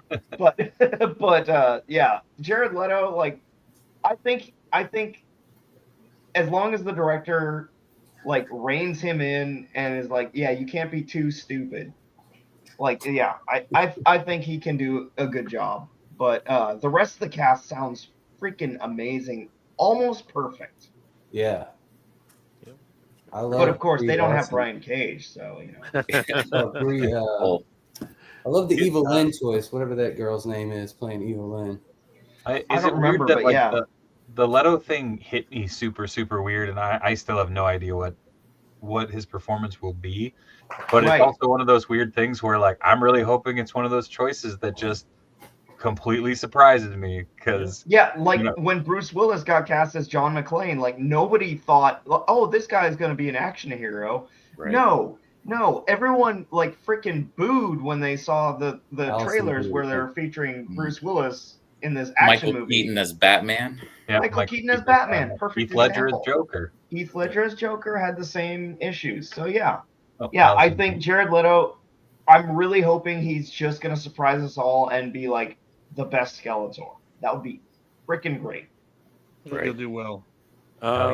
Lindsay, what are your thoughts on this new film at all? Well, I'm gonna watch it, but I guess I kind of liken it to putting He-Man on Earth. It's like so. When I was there, I was the Harry Potter fan. So, oh yeah, yes, I loved Harry Love Potter. Harry Potter. I have a bunch of action figures and all the toys and memorabilia and whatnot in storage somewhere. I'm closeted Potterhead. Anyway, but it would be like reading the books and seeing Harry go to Hogwarts and then go watch the movie and he's in a schoolhouse. That's kind of, I would be disappointed. Right. Okay. Oh, Actually, show something real quick. Really quick, Lindsay. What house are you? What house are you then? I've never gonna be- really. That was going to be It's my question. probably Ravenclaw. Ravenclaw. Oh, I'm Ravenclaw. Yeah, and obviously I love Gryffindor because that's what Harry Potter and Hermione and Ron are in. But I'm not very brave at all. I'm gonna throw it out there. I felt like a dumbass because when you said what house are you in, and I was like, hers. Yeah, I did That's exactly what I thought too. My brain I was was like- going you, and I'm We I look was like like, not a what- Harry Potter fan here now, Dave. What kind of a question is that, man? like, House of Dragon. So personal. Yeah. Yeah. No. When you asked like what house are you in, I was like, that was gonna be my next question because I was told by one of my ex-girlfriends that I present as Slytherin. Like everyone thinks I'm I can see Slytherin that. because I wear all black all the time, Mhm. but I'm really Ravenclaw. I love the because snakes. I'm so snakes. into We had a like pet snake for a researching. while. Oh well, yeah. Then you're crazy, but yeah. On that note, Brett. I have something related to that actually with the movie and course you do. snakes and things like that. So if I can do this Oh, crap. and enjoy it instead of this or in conjecture with, I can deal with, Hollywood, Prime, whatever, Amazon movie and Fall of Grayskull or 87 or whatever you want to do. All right, mix You and can do match. whatever. You can be like Filmation, you can be like mini comics, you can be like, like DC, Star, whatever you want to do. So Yeah, I'm all in. It's Motu, baby. I eat pizza cold. Yeah. It's a good analogy for it. I'm drawing the line at pineapple though. You're Hell killing me. no, man. I'll eat some pineapple. Oh, Throw it dear on there. God, Brett. Oh, Put some Put spam anything on a pizza. Why are we friends again? I can't remember with anymore. So We I was going to started. You show are in Canada. this. Yeah, apparently it was invented here. I can't believe that. This was a picture that just came up on my feed Oh, from the He-Man Motu movie. It's He-Man, right, with a fan, and I mean that's no Brian Cage for sure. Yeah, Like shades. I was. He was It's a good in picture. some romance movie that I watched recently with Anne Yeah, yeah. Hathaway. Yeah, So that was concerning. I'm like, he needs to bulk up even more. Like that's Was not that enough, He-Man or was that Prince Adam? right? Well, Well, it's the off he's season now, supposed to be right? both, Like, apparently. he's probably on He's probably on summer break. Yeah, I know that movie you were talking. It was on Netflix. Wasn't it on? Was it Amazon Prime? I think it was on, Lindsay. One of the two, Amazon or Netflix. Like she's an older woman and he was like a young boy band guy Yeah. or something. Oh, Yeah, I remember seeing the commercials. okay. It looked interesting. I'm not gonna lie, right? But he was really thin in that movie compared to what he is Hey. now. I mean, he's bulked up quite a bit. Is it Yeah. bad He's that pretty strong in that. my impulse control went to like, is this a weird live action like Alvin and the Chipmunks thing or something? Like, what's happening? Like, the imagination's a wonderful thing, folks. Story. Where are we at? I'm gonna change this up. Where are you, Dave? Oh, is it no 54,126? Okay. Guys. Holy crap, we're getting there. close. Jeez. We're getting there. It's gonna happen. It's gonna happen. We got how many hours we got, Dave? What did it say? 10 hours? 11 hours. 11 hours. We still got Okay. 11 hours to go. We're All right. rocking it, guys. We're rocking it. So Dave, what are your thoughts? Or you already went, right? I already did it. Yeah. I said I would have loved to. It should be on Eternia, but I'm still excited for it. But you know, joys of being a fanboy. Just you can sit there and go, hey, let's see what it is. Let's see what's happening. Carlos, did you give your opinion or? Gotta get Carlos. No. Oh no, he showed off the You gun. want my opinion? I want your opinion. G-rated.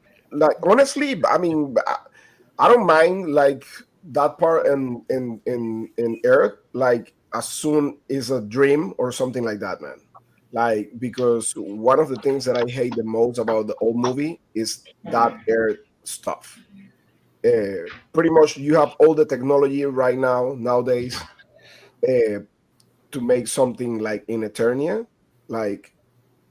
So why not? Why changing stuff? And I don't like to hate on stuff, honestly, because I'm really positive about things. I'm gonna give it a chance, and everything Motu is gonna be good for the fans. I mean, regardless. But honestly, I'm just hoping that it's just like maybe like 5 minutes from the movie or something like that. Like, honestly, that's my take on that. Well said, dude.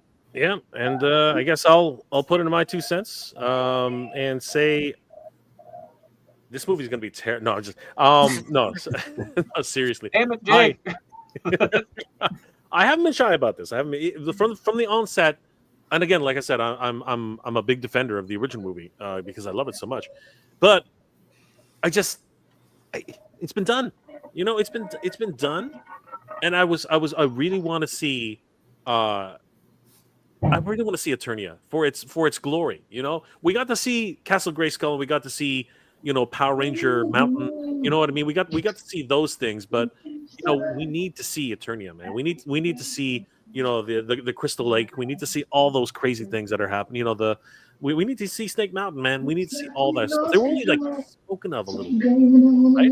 But that's why we need Daniel's movie. We need Daniel's movie. Yes, that's exactly what I've been saying. I've been saying that this is the movie we need to bank on. This is the movie that we can rely on. This is the movie that the canon is here. But I will say that I am trepidly excited. I really am. I want to see a big budget film. I want to see the special effects. I want to see Battle Cat. Okay, and Daniel has Battle Cat. All right, Daniel has Battle Cat. We've seen him kind of walking. And he's got Orko. but I'm not gonna lie. I would like to see Gwildor back. I love Gwildor. Gwildor is one of the best characters ever made. No, just kidding. I love Gwildor. I do. Can Jay play Gwildor? New online campaign. You really like Wildor, or you're joking? If you guys start putting money in now, Jay will be cast as Gwildor, and I will play Lubick. I will. In play real life, Lubick. I'm Nobody will take pop shots at me, and he will, run around and mess up cars. It'll be great. I will. If Daniel will have me, I will definitely play. I got the beard. I got the beard for it, so I'm good. I just need the Jay, ears. your favorite character is Wildor? I love Gwildor. I don't think he's my favorite character, but my favorite character is Manny Faces. Manny Faces is my favorite character of all time. Manny Faces. Yeah, but I love Gwildor. There's just something about him. Billy Barty, honestly, he's every scene Billy Barty was in, even in that prosthetic, Muppet face that he had, he stole every freaking scene. The scene with the scene with the cow, that was Oscar-winning performance there, man. Like seriously, that cow loved him, man. That was an amazing scene. It was like so pure, so perfect. So talking about that, Dave, what's your favorite character in the franchise? Yep. I also love Manny Faces. That is the one character I've been able to get every standard release version of. But, nice. Yeah, I love Manny Faces. Even the weird color variants. It's good times. What about you, Mike? I mean, I'm a He-Man guy, He-Man and Skeletor. But I do have some weird, I love Too Bad for some reason. He's probably my favorite toy, and he was a fun toy. Yeah. So Nick, I always love playing Hit Yourself with Too Bad. It was the funnest game ever. Nick, who's your favorite one? Well, hang on. That brings me to another point. Some of the ones that were the most fun toys were terrible characters. They're boring. They're stupid. Like Manny Faces was one of the most fun toys to play with. But it's awesome, yeah. They never wrote him in any of the stories, in the mini comics, in the Filmation, and in 2000X. They never had him where I was like, yeah, I believe that. It was always garbage with his storylines, but the toy was one of the best. Nick, who's your favorite one? Trapjaw. I love the bad guys. I really like Trapjaw, Clawful. I'm a Louisiana boy, so we just we worship crawfish down here. So ever since I was a kid, he just reminded me of crawfish. Clawful and his cousin Crab Cakes. So Clawful's one of my favorite, and then Mossman. I like Mossman. Is just so if you need to pick one. Trapjaw. Trapjaw's my favorite. Yeah. Trapjaw. Yeah. What about you, Johnny? Well, obviously Triclops, but going back to Nick's point about Trapjaw, one of the most fun things about Trapjaw was when the 2000X version came out. I remember my friend Phil, the one that I built the Triclops costume for, he was saying, Trapjaw, that design, he's almost too messed up to even be in Masters of the Universe. And I was looking at him, I was like, yeah, he looks like a freaking psycho. And Frankenstein. Yeah. It's a monster. It's Frankenstein's monster. Yeah. Yeah. But worse. Yeah. Oh, have you seen the freaking Mythic Legions Frankenstein's monster? Yeah, it's right over there. Yeah, he's great. Oh Which my one? god. What about you, their Lindsay? figure- Which one is the your figure favorite? Obscura, Frankenstein's monster, Oh, yeah. based on the novel's description of him with the yellow skin, I really want to get that. At some point I'm gonna have to, but He's around here Lindsay? somewhere. Sorceress. Sorceress? Nice. That was an easy one. That was so easy. That was an easy one. Brett, Hey, there she is. tell me, Brett. There is Tell me, Lindsay. Brett. Which one is your favorite? I don't want to piss off Carlos, so I'm going to try to hone in it on one. I mean, you can ask for your favorite toy and your favorite character. Faker. Oh, It's a good choice. Because this was my first He-Man. Faker was the first Oh. He-Man I got to have. I had Prince Adam, and I got Faker. I got an older brother, so he had He-Man, and he had Battle Armor He-Man, and it was like, there we go. What is that? Donate $5 now, everyone. Jay, just give me a. I'm it ready. tasted good. I'm ready. Maybe. That's fine. I'm owning it. That's fine. I'm doing it. Bring him Yeah, on. Faker's Bring a him on. thing. Please, someone I'll take post counsel that on with Instagram. the sorceress. You know, we'll mix technology and magic together. We'll make a technomancy. It'll be perfect. Don't worry. It's gonna be your new Jay, thumbnail there's right only there. one of you. Only one of anyone. Good deal. Sorry, once something's put out there, I gotta do it. I'm sorry. Did you get all good. Who made that? Was that you? Who That was me. That was Just on the fly. that Can was we get it as genius. a screensaver background? I look 20 years younger there. It's great. It's so. That was genius. It's all the natural red hair.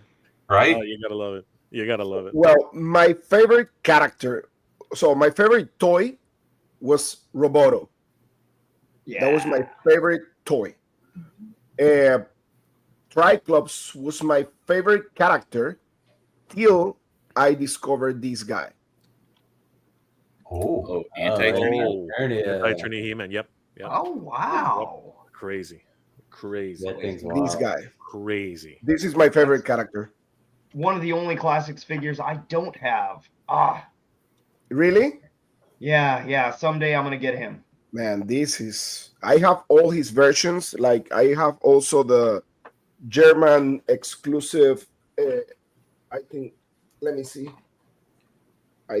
This is the German exclusive reaction one. Oh, okay. Oh, Nice. I have also the PowerCon. This is the German or this is the PowerCon? I don't know. I have the two of them. Mothman Scareglow is a very good character. Yeah, this is the German. This is the German version. This is the German version.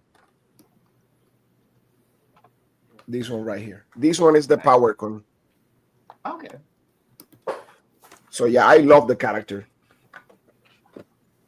Yeah, by the way, Mothman 46. Yes, Scareglow was a great figure. Yeah, don't get me Oh. wrong. I Yeah. also love Scareglow too. Yeah.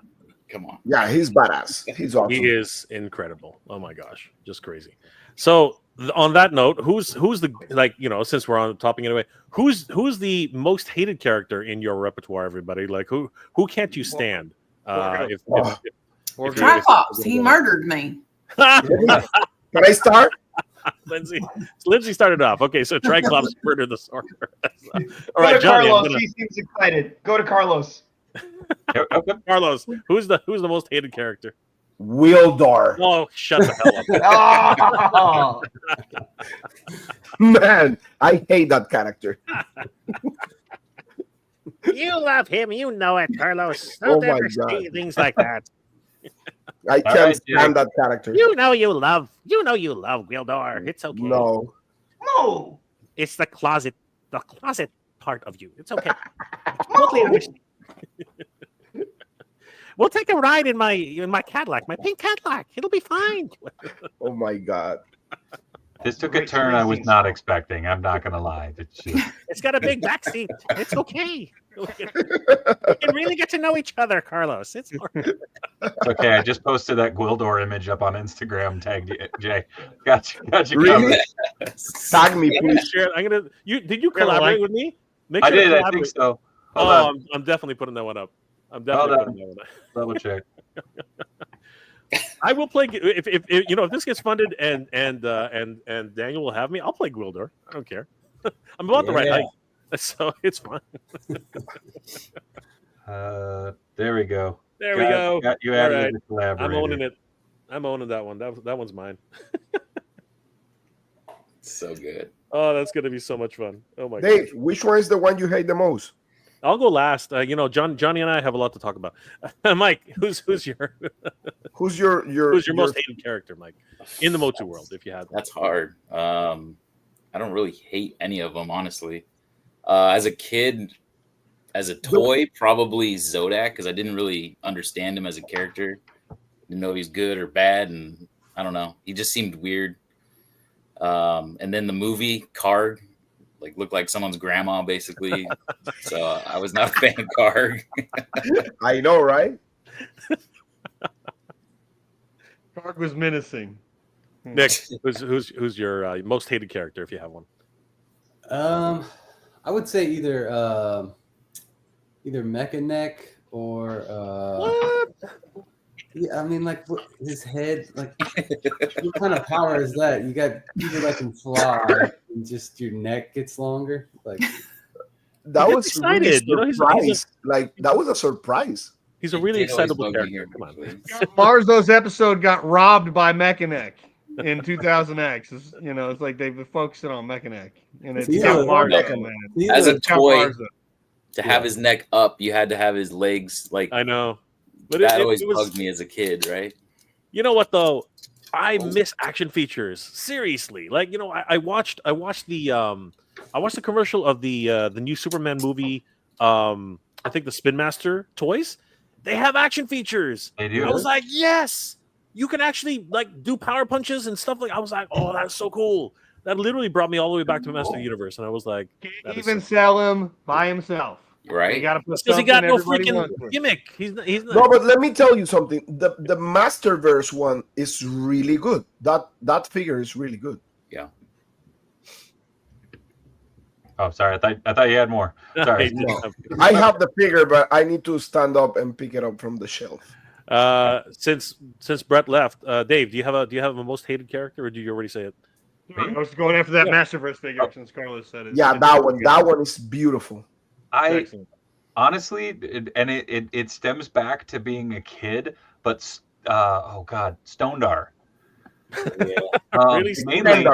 Mainly because I remember like when I finally did get into MOTU, like where like me and my friends were playing with the figures and stuff like that. One of my buddies kept on being like, "Dude, my older brother has this guy, and he's a rock, but he's a guy." And like I thought he was messing with me. I thought he was just straight up lying, and then he brought over Stondar, and I just felt dumb.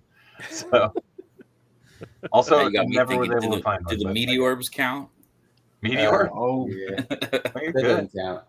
Throwing some They hot don't wood. count. Good They time. don't count. What about Extendar? Dude, I loved Extendar though. He was a knight in shining armor.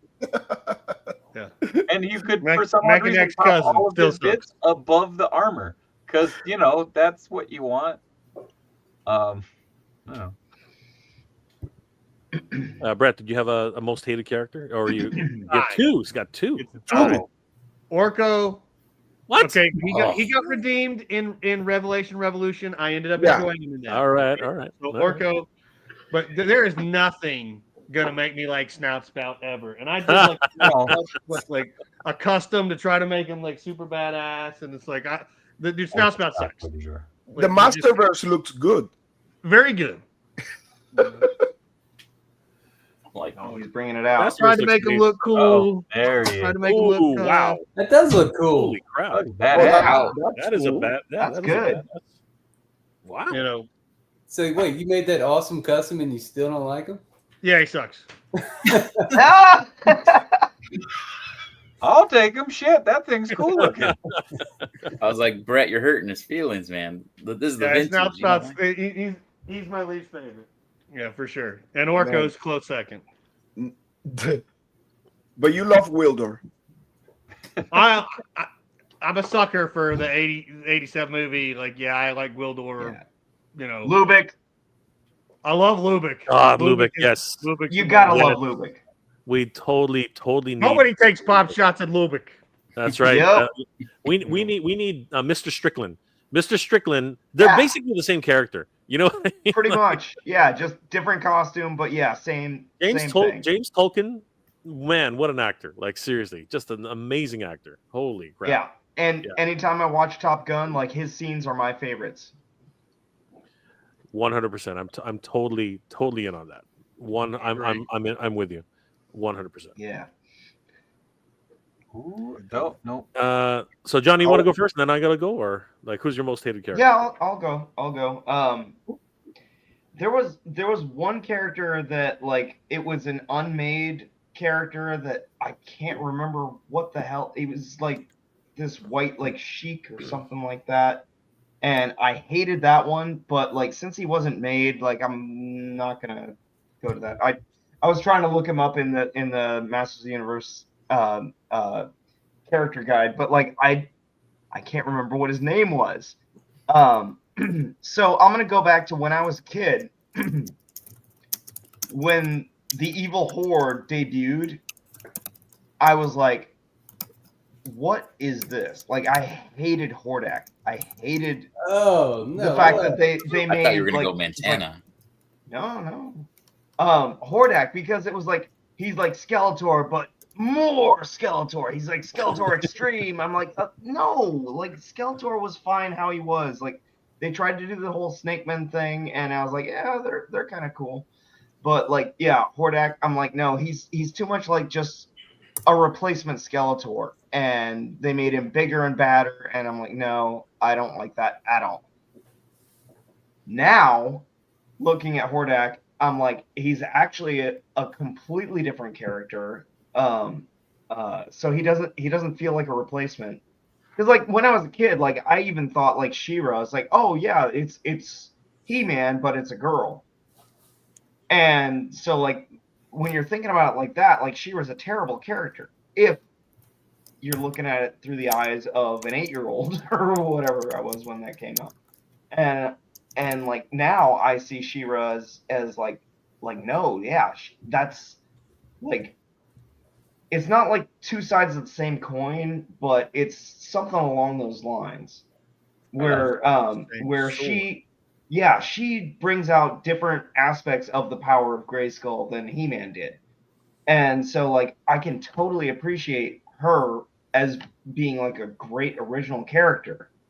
And like, you know, the whole like, oh, the sorceress mind wiped people in Eternia so they wouldn't remember there was this lost princess. And I'm like, that seems a little bit lazy, but yeah, she has become one of my favorite characters.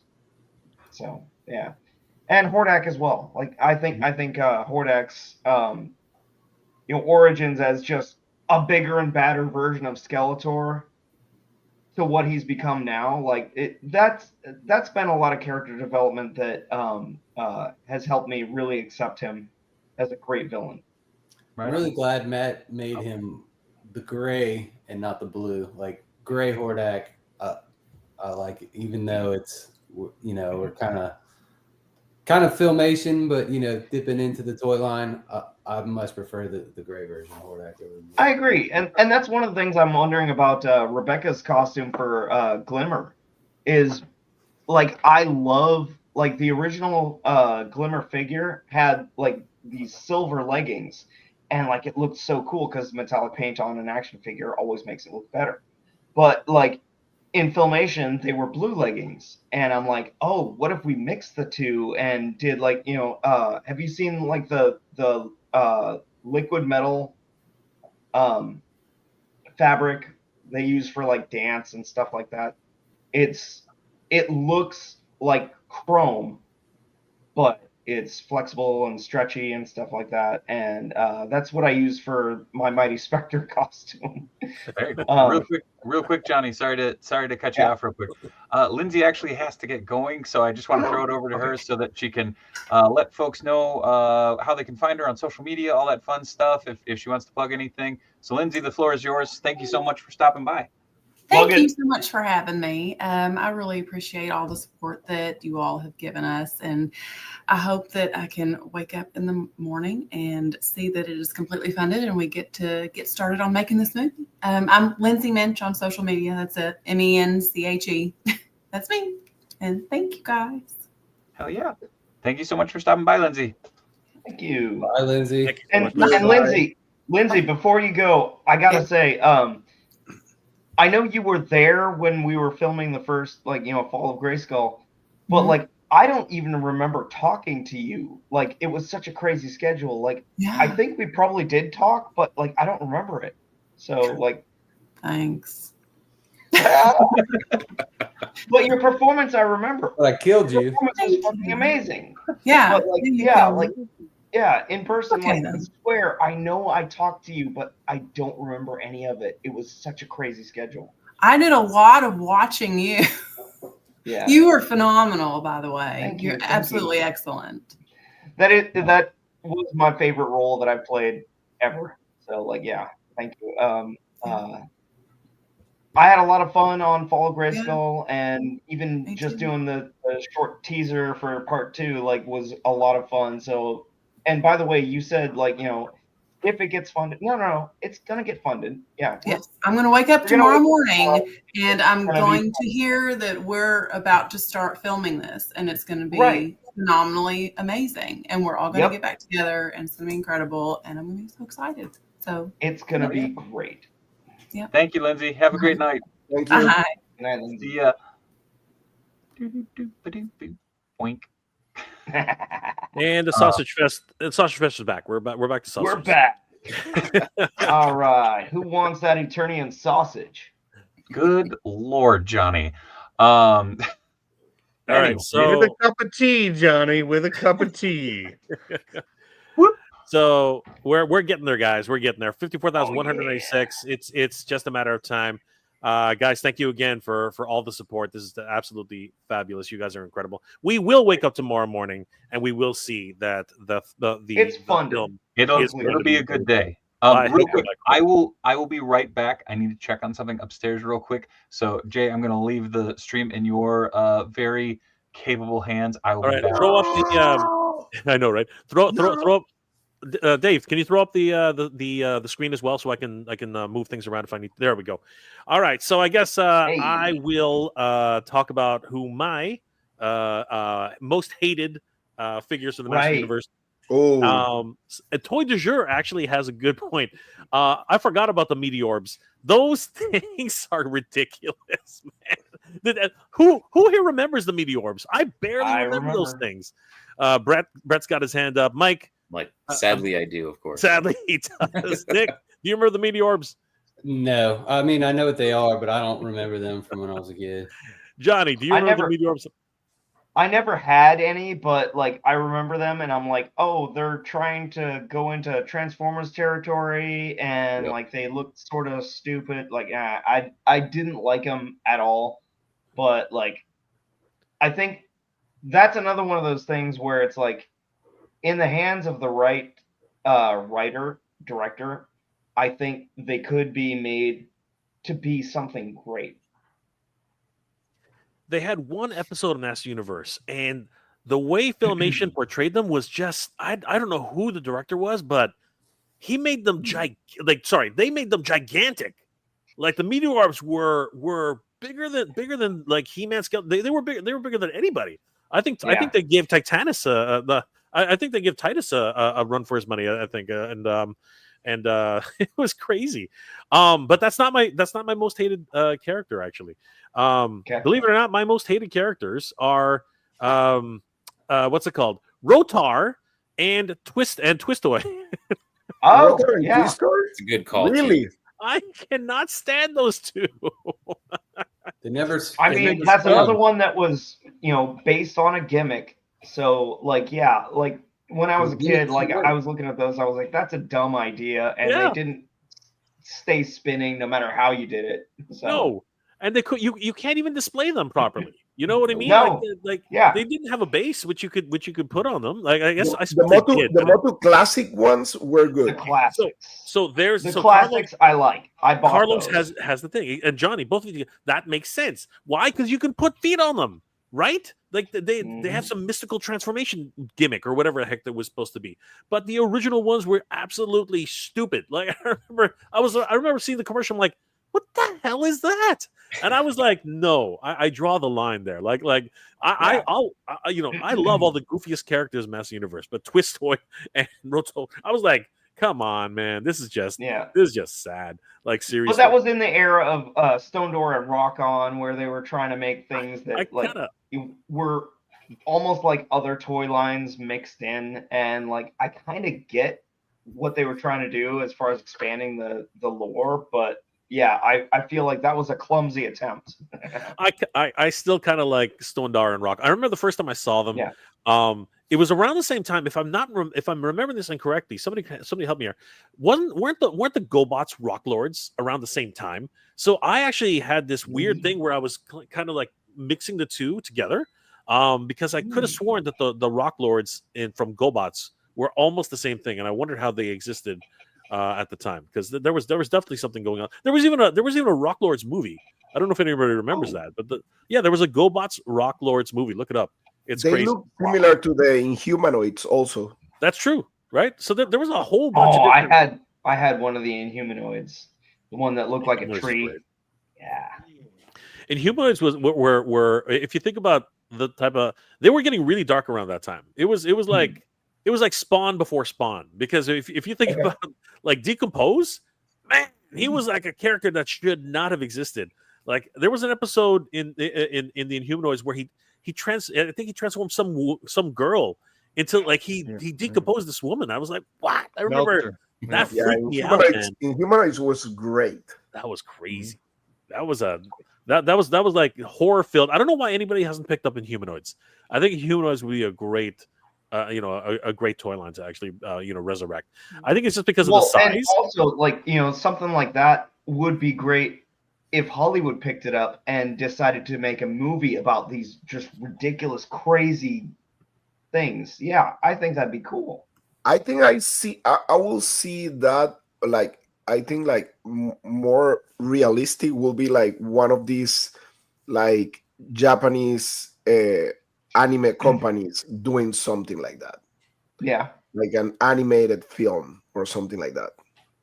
I don't doubt it. But I'm just saying it's such a missed opportunity, because it definitely is one of those properties right now which you could easily turn into a horror, type of thing. You could really take it really, really dark. But who owns that?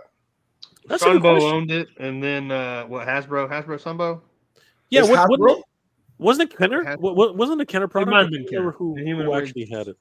It was somebody for sure. Humanoids. I thought, yeah. So who's somebody can look that one up. I'm pretty sure. I'm looking. Yeah. So let's see here. Alternative Mind says it was a Mattel chasing Hasbro due to the popularity of Transformers. I'm thinking you're talking about Rock Lords. Sorry, probably. no, Sunbow. Yeah, Hasbro. It was Hasbro, really. Hasbro and Sunbow. Yep, Sunbow Animation. Holy crap! Yeah. So, like, why are they holding on to it? Like, they keep holding on to these legacy properties that they could totally resurrect. I'm telling you, that would be definitely one. It's kind of a repressed memory for some people, but I guarantee you put that on screen, people are gonna love. Whoa, what is that? Sorry, Johnny. I wish I could zoom in on, but I don't have control. Okay. A lot of it's gonna be like, so they just finished the Voltron movie live action. So if that does well, Masters of the Universe does well, then you'll start to see these like obscure 80s cartoons, I would think, come out of the woodworks. Hanna-Barbera. They finished up filming that, Mike? Yeah, they just I just saw on Instagram they posted they finished filming for. Yeah, that's one of the things that I don't know. Like, like these companies like Nacelle, that they're like taking all these like weird properties. Like, why they don't make like the Herculoids? Thondar the Barbarian. Yeah, I would love to see Thundar. My Thor. My door. Yeah. There we go. Oh, hi, John.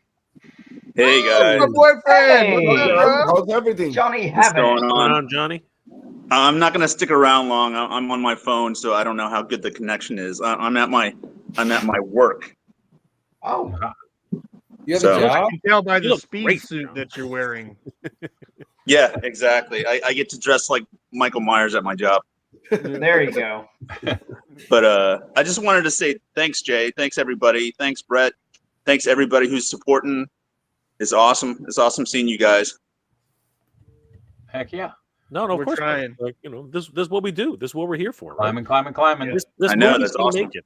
And thank you, John, for and Rebecca for squeezing that little information out of Val. If we, if we make it, right? If we make it, you're gonna do it. You're gonna get another PowerCon, 2 PowerCons in 1 year. Right. I knew he was gonna do it. Whole time. Yeah, he's dangling that carrot. I knew that. Yeah. I was thinking Yeah, carrot. Whole time. Brett's got inside information though. That's inside trading. You can't be doing that. That's one of those. It's like, well, thanks, but weren't you gonna do that anyway? I don't care. No, that's not what he said. He said he's doing it, and it's only because of this movie. That's not what he said on live TV. That's right. He said that only if this movie gets made. Right. That's what he said. Yeah. Right. Well, and obviously this movie's getting made. So 100%. We're doing it. We're doing I it. know, it's John awesome. McDonald It's awesome. as Bo. We're doing it. Just saw No. someone- I found a replacement bow. I found a much better bow. Yes, he did. Yes, he did. Really? Yes. Whoa. I'm a little out of the loop then. Yeah. Anyway, guys, posted That dude got Instagram. The dude that played Duke, has he got Instagram? I think he does. I think he does. Yeah, he's awesome. You guys aren't going to complain about this Bo. He's like jacked. He's good looking. He can do a mustache. Got good facial. Everything that John is not, this guy is totally. Exactly. And he works at medieval times, so he does stunt work. He can ride horses. Nice. So he's got some choreography. Yeah. She was a little jawline. Yeah. All right. Yeah. Yeah, and he's got that cocky attitude, like, hey, yeah, what's up? You know. That's a little too Keanu Reeves, but you know what I mean. He's got the attitude. Yeah. Got real muscles, not foam muscles. This will be good. Right. I'm just throwing Anyway, it out guys. there. In the course of what was it, 6 hours? It's gone up over $4,200 essentially. Yeah. Nice. No, Yeah. It's almost $1,000 an hour. it is incredible. It is incredible. I wish I was making that. Right? Right. I think everybody wishes they were making. Don't say we all. One more time though, Dave, let's remind everybody how they can pledge. Guys, if you haven't already, please head over to Kickstarter and do a search on where are we now right now, Dave? Here we go. I just dropped the link into the chat. It Thank is you. also linked in the video description below, at least over on my channel. But yeah, go over and check it out. Go to Kickstarter, search for Fall of Grayskull 2 relaunch. Again, you know how to back stuff on Kickstarter. It's been around long enough. I don't want to walk through one by one.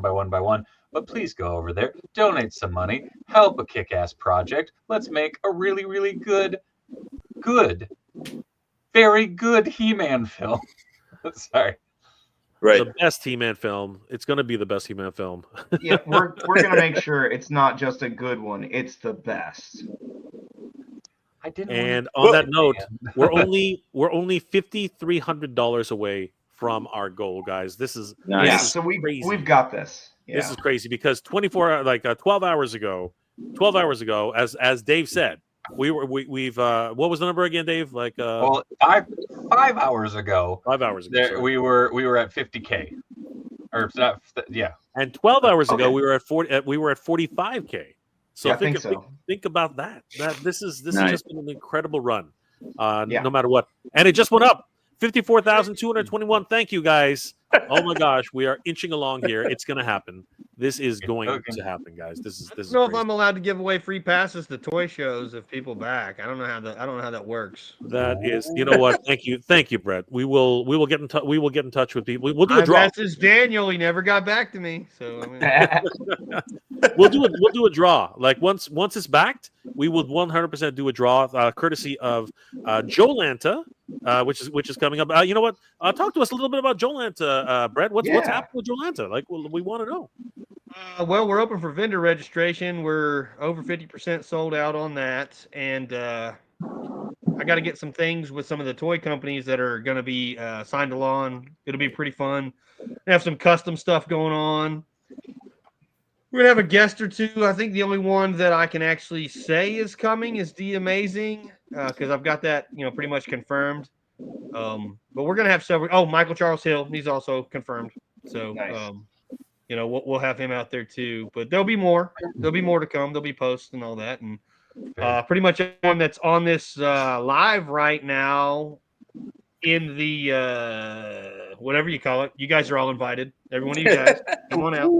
In the I will whatever push you it call like this there's no technology screen right here. you're casting a spell over everybody. This is the round, the table of round, the table of Yes, round. the table of round, which I mean, most of you guys were going to show up anyway, but the ones that weren't, like Dave and maybe Attorney Royalty, like come on out. Never been to Atlanta. I just got to make sure I'm not booked out elsewhere, because that's the only reason I missed Toylanta this year was I was across the country. Excuses are great. I love them. Hey man, I got to go where I got to sign the contract. All right. Hey man, I understand. I mean, I got the contract. You know what, signed, Dave? too. We should go to Jolanta and we should show off, the El Dragoon. You know, your new cover, what you're doing, and hey, you know what? Do you want to tease it? Let's see it. Let's see it, Dave. Let's see it. But before you tease it, Dave, before you tease that, Dave, I want to give a shout out to the time scales. Grego, good to see you, brother. Grego, if you're just joining us because you just popped in, Dave, can you flash out the thing I want to tell everybody about the Kickstarter again. So, Grego, help us help a brother out. No, the Kickstarter. The Kickstarter. Sorry. There it is. Grego, help a brother out. Tell everybody we only got 10 hours to go. Wildor, the Kickstarter. About the Kickstarter. Jay Fall will of Grayskull provide 2. control as Gwildor. We only need $5,300 to go, Grego. I would love it if and of course I will play Gwildor. I will play Gwildor, the Inventor, and Locksmith Inventor. If everybody could please share, please, everybody. Everybody's in the chat, guys. Please share this out. We have 10 hours to go, and Dave's already mentioned it. We already raised almost $6,000 in the last few hours. Like, this can happen. We only need $5,300 to go. This is gonna happen. This is gonna happen. This is not can happen. This is gonna happen. If everybody in the chat could just share this out on all your social media and just like I just posted something. If you guys want to go on my, there he is. There's the man himself. Is that the new head? Is that the new head, Carlos? That is the ramen. That is the ramen head. Yeah, that's a ramen head. It looks so nice. And this is Hordak X sword. Oh, love Hordak MX. Those guys are crazy. And guys, if you could please share, not ramen. And if everybody could please just share the links, we would really appreciate it because we're so close. We are so close.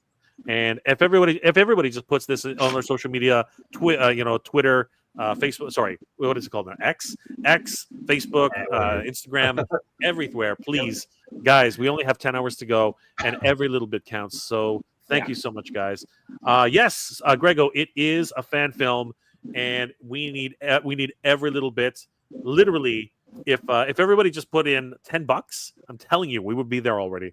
But guys, thank you so much. Well, it's so humbling knowing that we've been able to reach this level, but we need a little bit more. So thank you, guys. Yeah, we just need to get the word out, and because that's the thing is that there's so many great perks that are offered at the Kickstarter, like the I mentioned lunchbox. before. Yeah, the freaking lunchbox. The lunchbox is my favorite by far. And there's the Orko plushie, and there's the stickers. The Orko plushie hadn't been unlocked. Yeah, but that's the thing is that we have all these things that we can unlock, and so if we get some more donors, it's like, hey, I want a T-shirt and I want a copy on Blu-ray and blah blah blah. It's like every little bit is going to help us get to those things that we see there that have not been unlocked yet. And we've got a few hours left. It's time. Donate now, please. Yes, please donate now, guys. And also share the link. If you don't have enough money to donate right now, we get it. Like, money's tight right now. But if you just share this, you're going to help us make this movie. Yep. And there are a whole bunch of different rewards too. I mean, you can claim several different rewards, like the comic book. You have a comic book. Fall of Grayskull, Rise of the Horde. Yeah, that's nice for $15. The action figure upgrades for your Origins figures. Yep. Those are great. Yep. The sticker set. You can pick that one up. The mini poster. Yep. There's so many different ways to. There's going to be a digital screener, right? So you can actually watch it on any digital device that you have. I love the T-shirts. The T-shirts look freaking amazing. Johnny, you have a T-shirt, don't you? Like, I'm gonna go get it. Yeah. I mean, these are just beautiful. Look at She-Ra right there. We got He-Man right there, right? We got the CD soundtrack. There's going to be a full CD soundtrack of this, $40 if you pledge on that one, and of course the DVD. Who doesn't want the DVD, guys? And the Blu-ray, guys. There's so many ways to support. This one though, I think is going to be the most popular. It's going to be popular. This one's going to be hugely popular. Custom I hero actually picked figure. that one up. This one's going to be of Brian Cage himself. Can you believe that, guys? This is going to be crazy. Now, this is just a head and the straps, right? Right? Yes, Carlos? correct. That's right. You place them on the Origins box. That's so good. And basically, Brian's body is a He-Man figure. If nobody hasn't seen it, that harness that harness matches Johnny's harness perfectly. Absolutely, that's exactly that's the idea. The harness itself, as well as the head, that is the version of He-Man that we want. So, and then of course, eventually it hasn't been designed yet, but there is going to be a Mercedes variable coming soon. It hasn't been designed yet, but it will be there. And then we have the full-size posters at $70. We're going to have the metal tool version. These are awesome. Oh, God. I'm loving this. We're even going to have Daniel Benedict himself. It's going to be so great. And, of course, there's a whole collection you can pick up, the DVD, the CD, the soundtrack, the comic. There are so many ways to support and pledge. And, guys, please check out the Kickstarter. We really appreciate all your support. You guys are awesome. And we're going to make this happen, guys. This is coming. It's not even... Not even a question anymore. We are almost there. We just need a little bit more. And if everyone could just share on their social media, we are going to make this happen. This is going to be the greatest Master Universe fan film of all time. That's I have to say it that way. Unfortunately, I still think. I agree with you. I agree with you. Yeah, I think it's going to be amazing. So huge shout out to everybody. This is going to be awesome. Yeah, thank you, everyone. Everyone who's contributed. Thank you. Mm-hmm. Okay, Carlos. Carlos has to go. Yeah. So, hey, thank you so much for having me. And guys, go to the Kickstarter. We need to make this happen. I mean, it's gonna happen tomorrow. I'm gonna wake up and with the good news that this is totally funded, and we're gonna have the best Masters of the Universe movie ever. So just go there. Go to Kickstarter. Fall of Grayskull 2. Go donate, back up the project, buy some action figures. You're gonna have some cool upgrades for your Origins, comic books, DVDs, digital. I mean, just go there and support this project, because it's not just about the project, but the good people behind this project. So there you go, guys. Just go ahead. Do it. Thank you, Carlos. Thanks for coming on, man. And Carlos, how can people reach you? What are you working on right now? Well, you know, guys, I'm the Badass Reviews on Instagram for toy photography, toy news. On YouTube, Badass Reviews for all action figure reviews. And also, we have our project that is right now in pause because of all the craziness right now, but we're working behind the scenes right now with From the Realm. From the Realm, yeah. Yep. So, actually, Jorge is going to be next weekend on Monster Palooza. So we're gonna be promoting the toy line there. Oh yeah, dude! Excellent.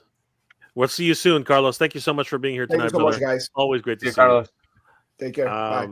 Guys, please follow the Badass Reviews on Instagram. He's got a great toy photography, and of course on YouTube. And check out the Thundercats Classics and Toy Addicts. These guys are doing amazing work. Thank you, Carlos. Have a good night. Great night, guys. Could you throw up the Mythic Dolphin comment? Because I think a lot of people would like to know, how long will this film be and how long is the first one? So not too sure how long this film will be, but it will, I think, I don't know, Johnny, I think we can say it's probably going to be longer than the first film. The first film, its runtime was 33 minutes and 8 seconds. So it was a substantial short film. It's not like a 15-minute short film. This was a very long film. So I imagine that. Well, Nick, Johnny, do you guys have any insights on that, like at all? Or? I think it would probably be 30 to 45 minutes, huh, Johnny? I think that's probably that's what Daniel has said to me. I'm actually responding in the chat right now. There we go. So Mythic Dolphin, she's the savior of many Kickstarters, and we love her. But yes, the film itself will probably be around probably anywhere from 30 to 45 minutes. And that is a pretty long short film. That's amazing. Yeah. real quick. I'm going to toss it over to Brett. He's got to head out. Yeah, I'm going to charge my battery. I don't know how long you guys are going to be on, but my laptop's dying, so let me get out of here. And if you guys are still on, once it's charged, I'll pop back on. All right. All right. Thanks, Brett. Appreciate it, Y'all brother. be good. You too, man. Take it easy. Yeah. Then so, guys, Joel Anta's coming up in a couple of months, probably in September, I believe. And Brett is busy going crazy with that one. And, of course, we love Brett. Brought us PowerCon this year, at least a spiritual PowerCon. And it was a blast being there and meeting all the fans and having a great old time. Saw Johnny karaoke. Saw Nick. So it was great. What did you guys think of this year's PowerCon?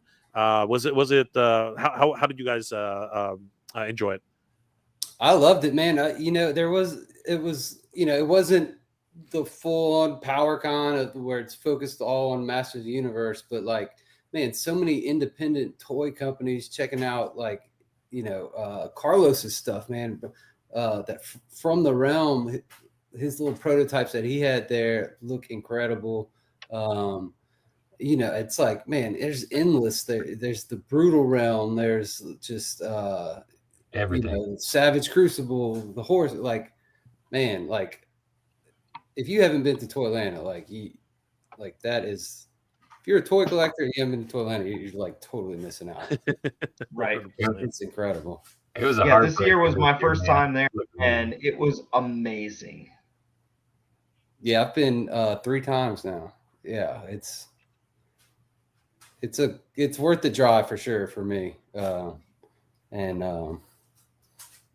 Just meeting up with everybody. It's really well organized. Brett does an amazing job, and and then there's all on top of the amazing convention, there is Second Chance Collectibles that's like right outside of Atlanta. That is possibly the best toy store. It's definitely the best toy I've ever been in. Like that place is like a freaking museum. I'm gonna throw it out there too. So I actually went to school down in Savannah, Georgia, and there is an amazing place down there called Planet Fun. And if you ever get the chance to go to Savannah, hit up Planet Fun. You will find plenty of treasures. Really? It started as just a little spot, and within the 2 years that it was open while I was down there, it expanded, and now it has a comic shop across the street. So they have all their comics across the street and all their toys in one building now. So it's nuts. But nice. Yeah. So I just had FOMO. I didn't go. What? I was just saying I had FOMO. I didn't go, so I didn't. Unfortunately. I was in Omaha for a show that I was booked on, but I had a bunch of friends there, and they all loved it. Yeah, Toy du Jour. They opened up a second store. Isn't the second store just comics though? Maybe I misunderstood that one. But yeah. This has just been an amazing evening, and we still got a long way to go. But honestly, I want to thank everybody who's been pledging and making this dream happen. I mean, we are not that far away now. We're at 54,256. When did that happen? Thank you guys. Just pumped up. Thank you guys. You are making this dream a reality, and it's really too bad that Daniel isn't here tonight. He was totally wiped. He did a full 12-hour stretch. So, I mean, I don't think he has even woken up yet. I think he's actually still in bed. 12 hours? Come on, man. I know. Between Dave and myself, we're kind of like, whatever, dude. That's because we're idiots. Also Jay. remember, Daniel Benedict has 4 kids. So yeah. Oh. Dave's like, whatever, man. That changes it. Jay, you must have been able to get a little power nap in today, huh? You talking about me? Yeah, you. No, I don't, dude. You don't nap, seriously, huh? this is like Tuesday for me. I mean, this is what it is. Some people accuse me of not stopping of streaming. That's what they accuse me of. If it has to be done. It has to be done. All right. Yeah. Oh, Vaz Zone is in the house. What's going on, guys? Nice. Oh, yeah. The dynamic duo themselves. Good to see you guys. We are going to make it, guys. We're going to make it. This is going to be an epic movie, and we are so grateful to all you guys for being here tonight. Thank you guys so much for everything. Yeah, guys. So, what is everybody working on though? Like, we haven't really dive too deep into what you guys are up to. Johnny, what are you working on right now? Well, I'm working on the Mantenna costume, like the leather vest. I'm making it out of leather because that's how I work usually. I took a pause on that for a while after the first Kickstarter campaign. I was trying to get it ready and everything. And then that one didn't go through, so I was like, okay, I'll work on some other stuff. And like now I've got to pick it back up again. So working on it's a leather cuirass based on the 2000X staction of Mantenna, but with a couple of hints from the classics version. So and I'm trying to be conscientious about making it so that it is movable, I guess, like, where like I can like stretch around and move all weird like I think Mantenna should move. So it's been a bit of a challenge, but I'm getting back into it and it's gonna be awesome. Like right now it looks ridiculous, so I'm not gonna show you what it looks like right now, but like when you see it in the movie, it's gonna be awesome. So Mantenna all the way. I have the mask done. Nice. I gotta see how you're gonna do the 4 legs though. I think that's gonna be a really. I have a proposal. Yeah, I have a proposal for that. And I don't think Daniel would be too upset about me sharing what my proposal is. But like, most of the shots are probably gonna be waist up, so I'll just be able to do that normally in the costume with the mask on and then everything. But for the shots where we need, the full body, I want to find another actor who is roughly my same size and build, and we're just going to be strapped together back to back. So, like, imagine a shot of like, the two of us back to back, where from the waist up, the other actor is going to be wearing like just a green suit, so he can be keyed out. And like, us like, like crouched in like a hallway or something like that, and then like slowly standing up. And like I said, once you key out the other actor, like I think that will look really cool and really creepy. So also that'll allow for some cool stunts and stuff like that, like standing on 2 legs while kicking with the other 2 legs or something like that in a fight scene. So we'll see where we go with it, but that's my plan. That's awesome. What's up, Nick, Eric? Eric Perryman, he hung out there he with is. us at the booth a lot at Toyland. It was awesome. There he is. Did you see his earlier comment where he said, "This will be funded. I will cover what's left"? I was like, "Oh, okay." I did not see that. Eric, nice. That would be awesome, but Eric, I hope that's a I true think we'll be commitment. okay. I think we'll be okay, Eric. Yeah. Oh, Eric, it's you if you become a whale for us, Eric, that would be very appreciated. But I think we'll be okay. So yeah, I think we've got this. I think Eric, as awesome as that is, like I really think that even just with the nickel and dime donators, like I think we're gonna get it.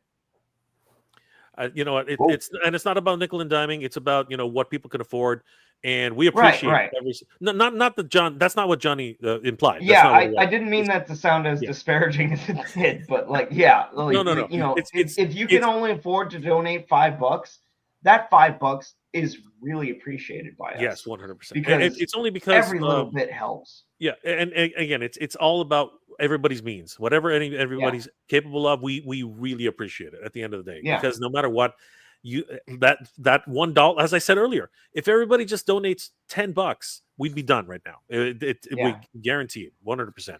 But we get it. Like food's hard to come. Like food's hard to put on your table right now. It's freaking crazy. It's Yeah, freaking everything's great. so expensive. Gas is expensive. I live in California, so gas is like stupid expensive here. It's like, you know, Mhm. $5.50, and you're like, really? I need a gallon of gas. Screw this. Yeah. But yeah, that said, one of the great things about working with Daniel Benedict is that, like, for the first film, we had $12,000. $12,000. That sounds like a lot if you're not a filmmaker, but if you're a filmmaker, you're like, that's not even the catering budget. No. And When I saw you guys pull off for Yeah. 12 grand, I Yeah. was gobsmacked. I was like, this is impossible. How did these Yeah. guys do it? Yeah, This is and that's literally one impossible. of the great things about Daniel is, like, he partly because of like who he includes, like the talent that he enlists for his projects, he can take $10,000 and make it look like 100,000. It's ridiculous. He's so good. If you don't believe me, go watch The Bloody Man. Like, I don't remember what the budget for that was, but like it was stupid low, and it looks amazing. So yeah. Nick, speaking of your work, what are you working on right now? Well, I've got a couple of customs that I finished up behind me that I can show y'all. Aside from the Roboto costume, I've been obsessing about customizing the Mythic Legions lately. Oh, nice. Oh yeah. Oh, nice. That looks amazing. So I've been practicing my Ooh. What? Is that paint? This is pigment powder. So Okay. it glows a lot. It's a brand called Culture Hustle. And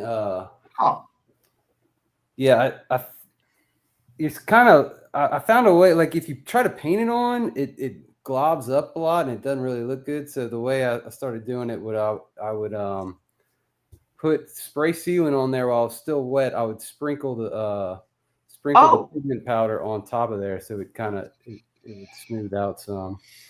But also put like translucent green ink on top of it, so that when it's not glowing, it still has like a, you get like highlights and shadows of the sculpts. That's nice. So yeah, he came out good. I did a lizard man. Narc claims dibs. We've been over this, Narc. You can't do that. And I did a lizard man. It's a little on the nose, but like these Savage Crucible lizards are just so freaking good. Shit, that looks great. I had to do a lizard man. Yeah, he looks so cool. He's got his little hood. I've been working on my soft goods. He's definitely coming to the cartoon collection. We got to get him. He looks so good. He was pretty big in the goofballs. cartoon. He probably will. And Nick? then Oh, sorry. this one doesn't look like I did a lot to it because a lot of the parts were, I got like the orange suit, but I added a lot of little details to do like a cosmic man at arms. Okay. Nick, I'm just putting it out there. I do a custom stream every Tuesday called Shop and Shop. You should come on and have some fun. Sure, yeah, I'd love to. There you go. I don't get to do as many customs as I like. I mean, like, they're so time consuming, and then whenever I do them, like I always have to do a He-Man one, and so it's like when you're doing character specific, it seems like it always takes that much longer because you got to get the right parts and everything. But aside from that, just working on Roboto, it's like I see the trailer and it looks good, but when I see that the stretchy chrome suit bunched up, it like I can't stand that. So I'm working on adding my heart. I've got a glowing heart that you can't have a Roboto without a heart. So which looks awesome. What's that? That looks awesome. Oh yes, thank you. Yeah. So you told me about it when we were at Toylanta, but like actually seeing it in action, I'm like, holy shit, people are gonna freak the fuck out. Thank you. So yeah, just upgrading the costume. that's really going to be my focus. I'm not going to mess with. I don't have time to mess with customs or any of that. It's all about roboto now. So making it more functional and look better. Oh yeah. Eric was asking what your customs channel was again. Oh, just check out Dave Wonder on YouTube, and yeah, every Tuesday at 8 p.m. Central Standard Time, Chop and Shop is live. We've had amazing folks come by. Corey from Casting Cave is a regular on there. Robo's popped by quite a few times. My buddy Hypno Hustler Customs is on there. All kinds of fun folks stop by. So. Awesome. I just subscribed too. Sweet, man. Heck yeah, man. Yeah. Stop by, have some fun. We're cooking on it with gas on the Kickstarter. It's going. Can't wait. Oh yeah. But yeah, also no, never mind. I thought I had found I think this is I just found an image of the Fall of Grayskull Sorceress. I had actually found it earlier, but I then switched screens. Because you were talking about the headdress earlier. Oh yeah, that thing. Yeah, it's beautiful. I love the gradient that Angela put on there. It's the cartoon come to life, to be sure. Sorry, Nick, I didn't mean to cut you off there. Oh, that's all good. You didn't really cut me off, but I do think I'm going to bounce. I only got a couple hours sleep last night and I work today. So plug everything. On Instagram, I'm Nick Dubes Creations. That's really about it. That's all you need to follow me on. Facebook, Nick Dubason. But I'm not. I usually keep that deactivated. I've got it active now just to promote the movie, but at the end of the Kickstarter I'll probably deactivate it. But just hoping to wake up tomorrow and be very happy. Hopefully I can go to sleep. I'm sure I'm just gonna be tempted all night to check my phone and see where we're at, but resist. Yeah, we're gonna make it happen, Nick. Don't worry. Go to bed, Nick. get some sleep. Dave, everybody, thank you so much for having me on and for promoting this. I mean, we can't thank you enough. You guys have done so much. So, Eric, good to see you. Craig in the comments, everybody that hung out. Thank y'all for staying up. Yeah, dude. And Dubes, before you go, thank you for calling me earlier today. You don't know how much that meant to me. Like hearing from you, I was like, "Hey, Roboto's calling me." Yeah, it's so cool. So thank you. I called Johnny on my way home from work. I'm like, "What do you think, man? Are we gonna make it? Are you freaking out? Freaking out." Yeah. So, I will also be right back. The dogs are barking, so I got to let them out real quick. All right. Throw up the screen symbol. All right. So Nick, thanks so much. Dave, we'll see you in a bit. And Mike, what are you working on, brother? See y'all. What am I working on? I don't really do much work. I'm not talented in that way where making customs and cosplay and all that. I'm just a fan that buys everything.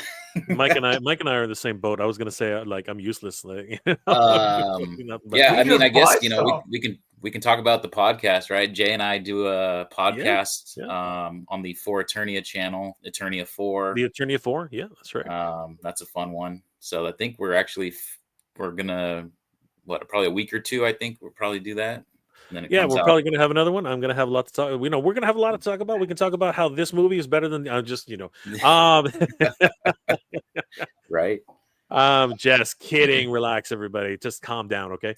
No, but seriously, I mean, other than that, this is the movie. This is the movie we deserve, guys. It's not short. It's not short of what. I am not exaggerating when I'm saying that this is the movie we deserve. And I want to thank everybody, and I do mean it from the bottom of my heart. From the bottom of my heart, I want to thank everybody who's pledged. This is definitely, especially. You know what? This is as Johnny has actually demonstrated. This is the most important time where if you guys are pledging, that means that you are giving of yourself, because this is not a good time to be pledging. I'm just going to put it out there. It's not. You know what I mean? Like, this is a hard time, right? People are having trouble, getting out to the grocery stores, and there are a lot of people going to food banks. There are a lot of people doing things. This is, if anything, a luxury. And I'm not going to shy away from saying that. You know what I mean? And the fact that we've raised this much money in this climate is staggering. You guys are incredible, and thank you guys for all the support. Because honestly, this is, as selfish as this is, I'm going to go ahead and say it. I want this movie because I'm selfish. I want to see this movie made because this is the movie we deserve. This is the canon, the kind of characters that I want to see, right? Made with a lot of courage. I don't think it's out of the realm to say that it takes a lot of courage to make a fan film like this, because you know what, you are trying to be as close to the source material as possible. And in the Hollywood machine, it's always about, how can we make the biggest buck? How can we guarantee to get people in the seats? How can we make this movie as marketable as possible? Well, you get a sexy man for the lead. You know what I mean? Somebody who's been in a bunch of films, who can draw the tweens, right? And get people in the seats, right? And then you get the love interest, right? Who's been on a whole bunch of different tween shows. You know what I mean? Like Archie, Riverdale. You know what I mean? Get those types of people in the seats, and then you sprinkle a few legacy actors, right? You get your Idris Elba's. You know what I mean? You get your I forgot, I can't pronounce her name anyway, but the girlfriend from Deadpool. You know what I mean? You get all these A-listers, or people who people recognize, right? And you say, all right, now let's put together a script. And here is the problem. And you know what? I think we need to have this discussion, because I'm curious to find out what you guys think about this. What is Hollywood's problem? Not problem, sorry. It's not problem. But what is Hollywood afraid of?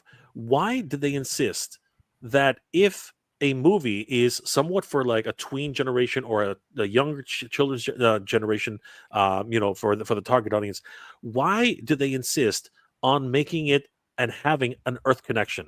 That's what killed Dragon Ball. Dragon Ball was an absolute terrible movie, because Goku was a kid who he drove a car. You know what I mean? It was just a ridiculous film, right? And in some cases it does work. Like Guardians of the Galaxy. You got Peter, who is obviously a Terran, right? And he's whisked away to a different galaxy, whatever, right? But why is it Hollywood insists on having some sort of relatable idea with kids in order to actually get them? This is a fantasy film, and we should be on Eternia. This should have no relations with Earth. Why is it that Hollywood insists on doing things like this? And the floor is open. Whoever wants to take it, because I'm just a little bit perturbed by that whole situation, in my opinion. I think it comes down to budget. Yeah, honestly, it's just it's a real easy way of them going, hey, you know what we don't have to do now? Sets. We can film in Boston. It becomes more, I don't know. I don't want to say it becomes easier, but it's an easy out. And at least with MOTU, there is technically an Earth connection, not one that not one that I think would warrant all of that, but yeah. I was gonna say, I'd be more okay with them showing Marlena leaving Earth right in the movie. Yeah, because the original series Bible by Michael Halperin, she's named Marlena Glenn because it's supposed to be implied that she's probably John Glenn's daughter. So there's the NASA connection, and even though they spelled Glenn differently, I think Marlena had two N's and John Glenn has one N, or vice versa. But yeah, still, like it's one of those things that, like, yeah, there is an Earth connection to He-Man, and I always thought it would be kind of interesting that Prince Adam was able to harness the power of Grayskull specifically because he was not Eternian and he was not an Earthling. He was a mix. And so that was what allowed him to harness that power and become the chosen one or whatever it was. And I'm like, yeah, I think that was something that I'd like to see in a movie, but we'll see. I think I agree with you, Johnny. I think that and you know what, that actually does falls into another trope for comic books, actually, that the Terran connection makes for destiny, or makes for stronger characters. Like Superman arguably would not be Superman if he didn't show up on Earth, right? Because if he the stayed yellow sun. if he stayed on Krypton, he would have just been a regular Kryptonian. Yep. Right. He would have had access to incredible technology, which augmented his strength, right? And that was their real intellectual powers. But when he came to Earth, he became a god. You know what I mean? Essentially, pretty much, right? That seems to be a very common comic book trope. That once you come to Earth, something changes, right? You become more than you were before, right? Martian Manhunter. You know what I mean? Like he finds himself here on Earth. Right. So there's a lot of things to be said about how popular culture treats Earth as the center of the universe. Right. And like I said, a film like this, right, being made by someone like Daniel Benedict is a brave thing to do. It is something which most directors, most writers, most creative teams are at least in the Hollywood system are terrified of. Because again, they just don't seem to want to be able to tackle something that doesn't have some sort of grounding on Earth.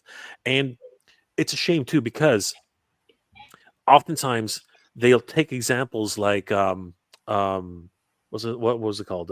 John Carter from Mars. Oh, right? yeah, Edgar Rice Burroughs. Incredible film. Yeah. Incredible film. And this is just me, it's my opinion, but John Carter from Mars was a great film. Okay. And that was another fish out of water story. Sure, it started on Earth, but it was on Earth for what, 2 seconds? Like, pretty much, like, yeah. And that's just how the books were. Like, if you've ever read the Edgar Rice Burroughs books, like the John Carter of Mars series, like it starts out with him, talking about how, he remembers being about 30 years old and doesn't remember anything beyond that.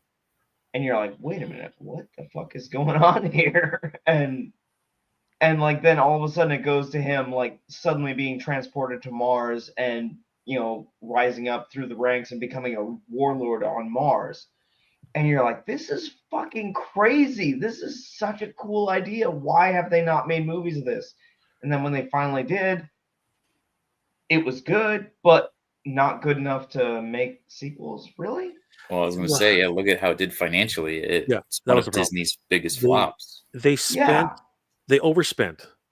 Yeah. Here's I truly believe this, and I truly believe this. I look at Peter Jackson as the pinnacle of why Hollywood wastes so much money. Okay, like Peter Jackson literally took a shoestring budget. If you watch the documentaries, he's famous for saying that this is the most expensive low-budget film in history, because that's exactly what it was. They only gave him enough money. If it was to be done here in Hollywood, they only gave him enough money to do maybe 1.5 films, right? In terms of the type of scope that he was looking for, the type of budgets that he was looking for. But because he did it in New Zealand, he was able to figure out, okay, I have this many people, I have this much, I have this crew, I can do this, and he was always used to, just like Daniel, he was used to just basically being creative, being frugal, and being innovative. He innovated in order to be able to create the film that he wanted to create, the films that he wanted to create. You look at if anybody's actually hasn't watched them yet, you really should watch The Feebles. I love that one. It's an absolute riot. It is an absolute, just massive. Mike, have you ever seen The Feebles? I have not. No, you should watch it. Dave, have you seen The Feebles? Yes. Yeah, just a crazy film. Honestly, Well, and kind of not piggybacking, rewinding a little bit to the John Carter movie. It was one of those that like they kind of lost the plot of what they were doing. They just kind of decided they wanted to make something absolutely insanely epic looking and all that. But the beauty of John Carter is that you could do two people in goofy looking suits running around on a in Arizona desert, and you could probably make something that was pretty fucking close to what you needed. But they just tried to make that was in the phase of everything had to be an epic. Everything had to be this expansive, crazy looking movie. And it's just like it added to some parts, but they could have gotten around a lot of it. Another thing with that one was like in the books, like they described the people, the red people of Mars wore no clothes. And I think the studio chickened out and they're like, oh yeah, we gotta put some clothes on her. Like she can still be sexy, but like we gotta put clothes on her. And it's like, yeah, but that's not at all what they described in the books. And I'm like, Yeah, no matter what, there is there's also as we said earlier, the what is it called, the target audience, right? Yeah. Because I think that just okay. So here's a really great example of how Hollywood can screw up, like absolutely screw up, and actually it's technically not even Hollywood. It's just actually the marketing machine. Transformers 1, incredible film, but the marketing was completely off. In my opinion, the marketing. Go ahead, Dave. But the complete opposite of that was G.I. Joe. Because You're right. Transformers, great movie, shit marketing. G.I. Joe, amazing marketing. It was Iron Man like light. It was rough, man. Yeah, it was. The second G.I. Joe movie was Retaliation. Good. Retaliation is solid. Yeah, I did like that one. Yeah. And they had the fucking hiss tanks because that's what felt like could be the continuation of like that felt like it had legs. Like you could run with it and you could fall into kind of those Larry Hama-esque stories and you could build that really fantastic like energy that series has. Right. And I'm not gonna lie, like I got excited at the end of every time they're just like, hey, G.I. Joe, Transformers, they're gonna cross over. I'm like, fuck yeah, they are. It's gonna happen, and then it doesn't happen, and it pisses me off. Yeah, well, it did in the comics, if I remember. Oh, it did multiple times in the comics. It currently is happening in the comics. It's that thing of we got the tease from that franchise. Now, I don't want to say spoiler alert, but in the more recent movies, we've gotten the hey, G.I. Joe's a thing, and it's like fucking do it, like you cowards. Give me G2 Megatron and fucking Cobra Commander trying to take out a bunch of ninjas. It's gonna be great. Neon colors, just chromed mask. It's gonna be fun. I don't care. But going back to G.I. Joe Retaliation, like I do think one of the best things they ever did was Bruce Willis is the original Joe. I'm like, that's fucking cool. Joel. Good old Joe. Yeah. Yeah. No. Again, there were some flashes of brilliance on that, and the last Transformers movie really did almost indicate that they were about to do a G.I. Joe crossover. You know what I mean? Like it was so close. Was that the Bumblebee one? The Bumblebee? Yeah. No, not the Bumblebee. It was the Rise of the Beasts. Rise of the Beasts. Rise of the Beasts. I haven't checked those out yet. Yeah. Watch Rise of Beasts. Stay through the credits. Enjoy. Yeah. Right at the end. It's crazy. My goodness. Yeah. Okay. We were this close, and then they decided. Thank you, guys. Oh my gosh, 54,356. My God, you guys, this is gonna happen. This is gonna happen. We're gonna do this, and I'm gonna basically. I know Dave has to. He's got kids and he's got to eventually drop off, but I will try my best to stay on as long as I can. I'm gonna. You're a maniac. I might have to dog out. I might have to drop off at some point, but I will wake up early to keep pushing. And I'm gonna because, throw this up there real quick just because we were just talking about it. But I literally found this in my stash the other day, and there it is. That is so nice. good. Wow, so good. That is just awesome. So what like? Let's do a little bit of speculation then, since we're here, because Johnny, you know a little bit. I don't know. You know what? Let's take it back a little bit. Is there a script, or is it still just mostly just ideas? What do we know? What do we know? Daniel is amazingly good at keeping secrets. Like, so, from what I understand, I believe that there is. I know Daniel has like several different outlines, you know, based on like how much we raise, how many characters we can include, whatever.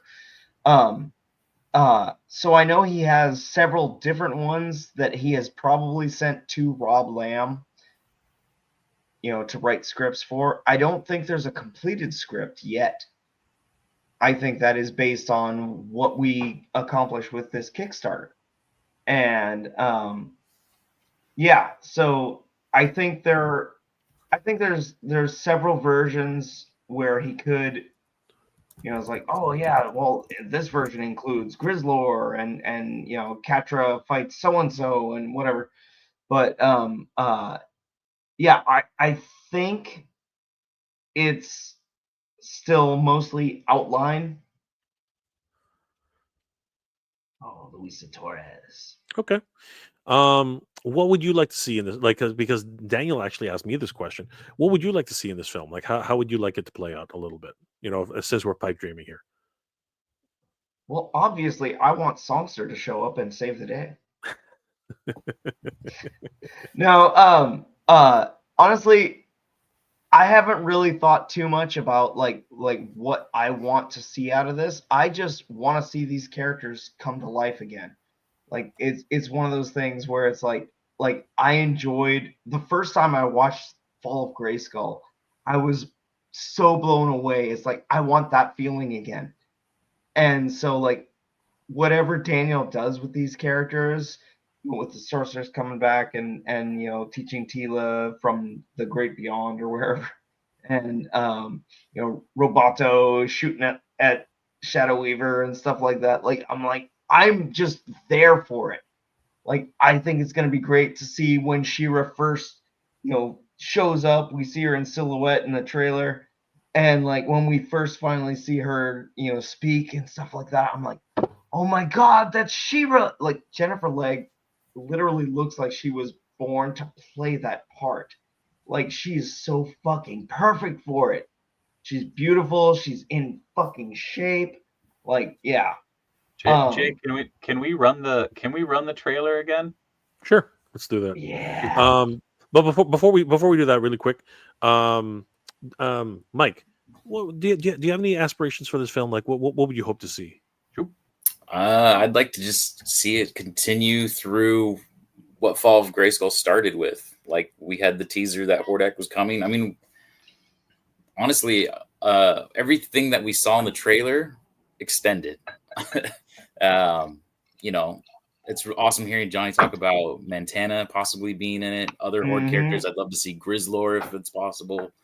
Yeah, I mean, I would just love to see the Horde come in and, you know, maybe some of the evil warrior villains also that didn't show up in the first one. Kind of maybe have a little three-way kind of battle going on: the good, the evil, and the Horde. I think that would be really cool. Dave, before we play the trailer, what do you hope for this film? Like, do you have any ideas? I don't know if I can.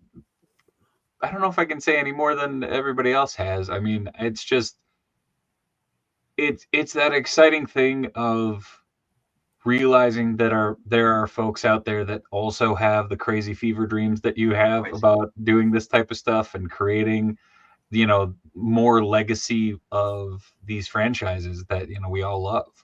And the first part, I don't know. Obviously I can't friggin' stop smiling. Like, I enjoyed the crap out of it, and just seeing everything that's gone into this, seeing everything from the campaign, seeing the trailer, seeing the posts up on Instagram, seeing all of it. Like, it's just exciting. Like, it's fun to have that excitement about something new. I don't want to say novelty, because I feel like that undersells it, but it's the excitement. Also, it's the excitement of an unknown, because there's a lot of shit that you can look at that gets fan films, or that gets anything like that, where you kind of go, okay, I know where this is going. I know what they're basing this on. I know where they're, stuff like that. Where, as I feel like this has, it's a love letter to the franchise. Yes. But it's very much its own thing, if that makes sense. I totally agree. As I said with Daniel the other day, I'm just hoping to see a true Master Universe film. I really adore the original film, and there's a place for it. I mean, like, seriously, I Yes. as you guys know, I really love Gwildor. I love all the characters that were actually created there. But I want to see Eternia for what it really is. I want to see the characters for what they really are. And the vision that Daniel and all you guys have put together is just, to me, it's touching and it's amazing. And is it going to be a fan film? Yes, but is that actually what we need? Yes, we need passion, right? And not that I don't enjoy big budget films, I enjoy them immensely, but at the same time, I mean, look at this. It really is. This is, what I'm hoping for. You know what I mean? Just passionate people trying to put something together, which really, it hit 1 million views, the first one. That is not that, you can, how many fan films can claim to have hit 1 million views? Not many. Right? Not many at all. And you know what? We're on the precipice, guys. We are on the precipice. We're just we're teetering at the edge right now. We are literally teetering at the edge. And this is the crew. This is the crew that can make it. Please, guys, please help us fund this Kickstarter. Help us make this a reality, because this is the Master Universe film we deserve. This is the Master of the Universe film. Whoa, thank you, guys. Nice. Thank you so much. Oh my God, you guys! I'm welling up here. You guys are killing it. Seriously, we have less than 5,000 to go. It is truly humbling, truly humbling, and we have crossed over the 5,000 mark. Thank you, guys. Thank you so much. And you know what? Jay, I'm gonna throw it out there. Sure. So we have 9 hours to go. So what I was gonna pitch is we go live here till 1, so another hour, and then you and me, and we'll see who else we can get pops on for that last hour before the end of the campaign. We finish it strong. People might actually get a chance to sleep, but it's got that night before Christmas vibe. But I just wanted to throw that out there. Let's see where we end up. Let's do another hour, Dave, because I appreciate you, brother. I really appreciate you. Which one do you pop up? The trailer or the? Give me 1 second. I just want to finish thanking you. Oh, no worries. Thank you, Dave, for everything. And of course, one more time, thanks to everybody out there who's made this happen. You guys have made this so much of a dream coming true that I just cannot thank you guys enough for everything. But for now, why don't we just enjoy the trailer one more time, and then we have something special, because Daniel couldn't be here tonight, but he's still going to be here, and I'll show you guys what I mean. Nice. And full screen.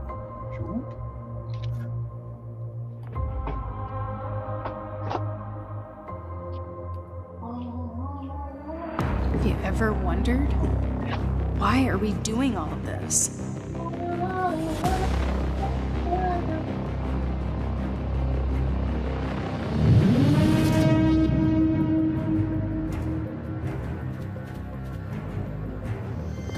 The Horde will not stop until Eternia is completely destroyed.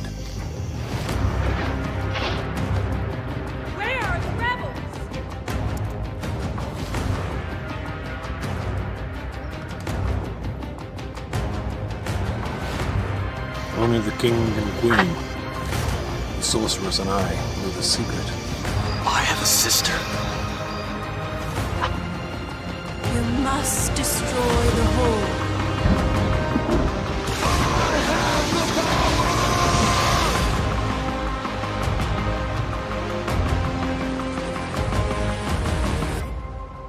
If I can't stop Hordak, who can?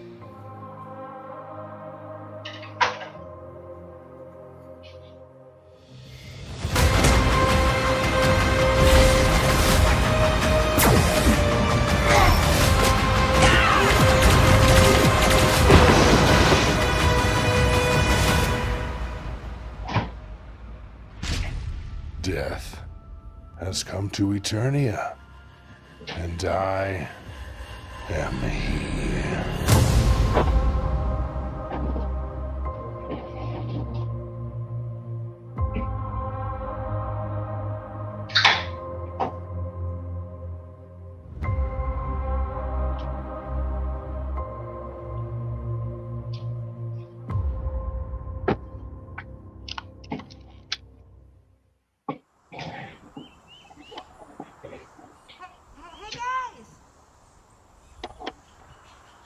What are we looking at? I'm sorry, that always gets me every single time. Orko. Yeah, and I love the Ka headdress. Right. That's just so classic. So one of the things, a surprising development about this whole campaign has been the creativity that the Daniel always has. It seems like he's always coming up with some really cool, neat ideas. And one thing he really came up with, which I think literally blindsided everybody. I don't think anybody expected this. And I'm just going to double check because I don't want to get this wrong. But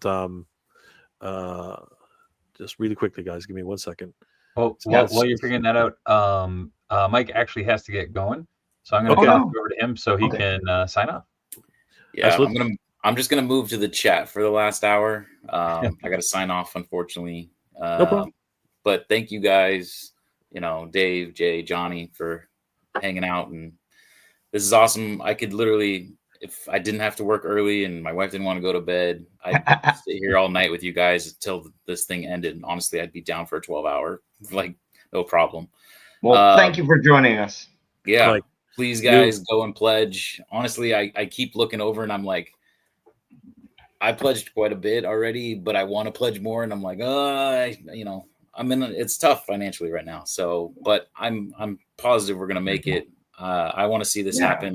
I'm rooting for Daniel and all you guys to be able to do this. I want to see it come to fruition. I want to see PowerCon return. I want it all, basically, right? Call me selfish, but that's what I want, man. Thank you guys. Yeah, if you want, give me a follow if you like Masters Universe. I'm on Instagram, Attorney and Royalty. I also have YouTube. That kind of picks up. I live in San Diego. San Diego Comic Con's coming up. It's kind of like my Super Bowl. So if you like anything Masters Universe, I'm going to be all over that place. Anything MOTU, I'm going to be filming. Awesome, Mike. Thank you so much for being here, brother. You know what? And don't sell yourself short, man. You are one of the guys who made this happen. You know what I mean? Like, seriously, this is like, you are as much responsible for this as any of us. So thank you so much for being here, Mike. Thank you, guys. I will be in San Diego. Like, let's meet up, brother. Nice. Yeah, let's hook up. I would definitely have to hang out. Like, seriously, it's something we have to do. Well overdue, Mike. I think For sure. I know think it's well overdue. you had the Flipboard panel, and you were very busy that night, and I was like, I'll I let him remember be. seeing you, Mike, but it was one of those things where it was just a whirlwind. You know, like I was Yes, setting up I my can imagine. camera, I was setting up everything. I think our eyes passed for a little bit, and I was like, "Hey, I know that guy," but Yeah, we snapped a quick photo with Mad Hatter, and that was I about remember. it. I remember, but it was all we could do. But you know what? This year we got to change that, Mike. We got to change that for sure. And anybody else who wants to hang out with us at San Diego, please, Yeah, hit me up on Instagram. I'm down to meet up with people. Let's do it. Hell yeah. All right. So, Mike, take care, brother. And guys, please subscribe to Attorney Royalty on YouTube and Instagram. The guy's killing it, man. It's great. Thanks. Take Have a good night, night. Mike. Take it easy. All right. So like I said, it's amazing what creativity Daniel Benedict has been able to do on his own.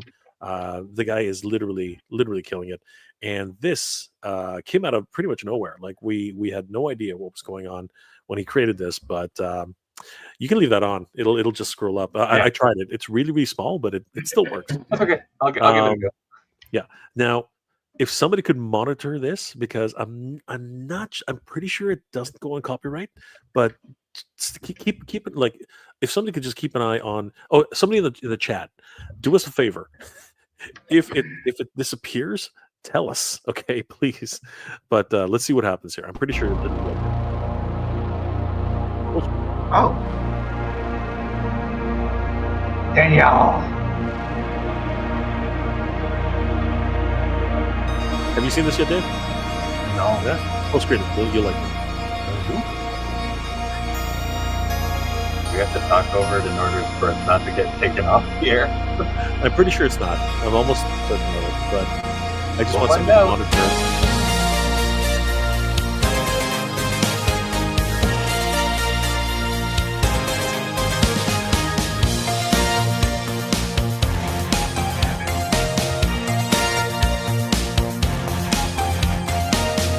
Somewhere out there, someone needs me.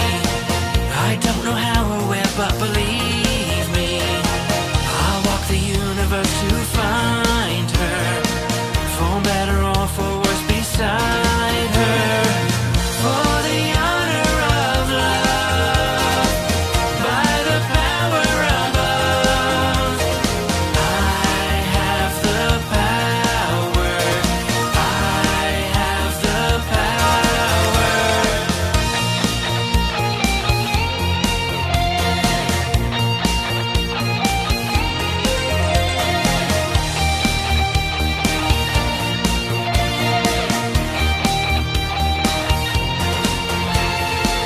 A stranger walked into my world, and when he talked, I really heard.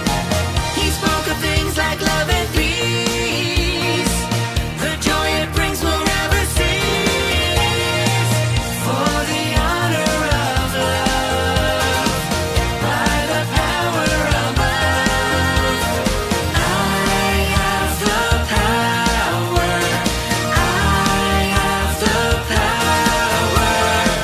The truth of love is here to guide me, the strength of love is here beside me. Forevermore we'll be together, our hearts will soar one to the other.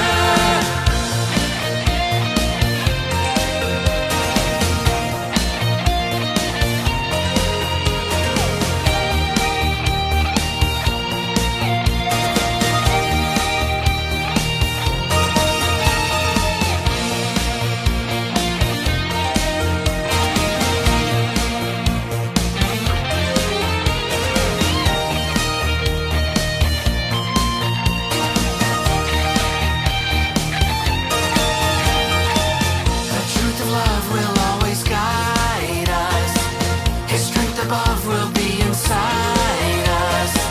Forevermore we'll be together, our hearts will soar one to the other. For the honor of love, by the power above, we have the power, we have the power, so can you.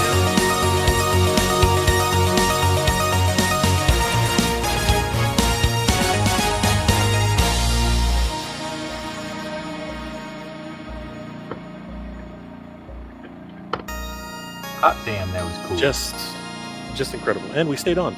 So yeah, seriously, the so fun fact. Thank you so much. It took a few years to get 1 million views on the Fall of Grayskull.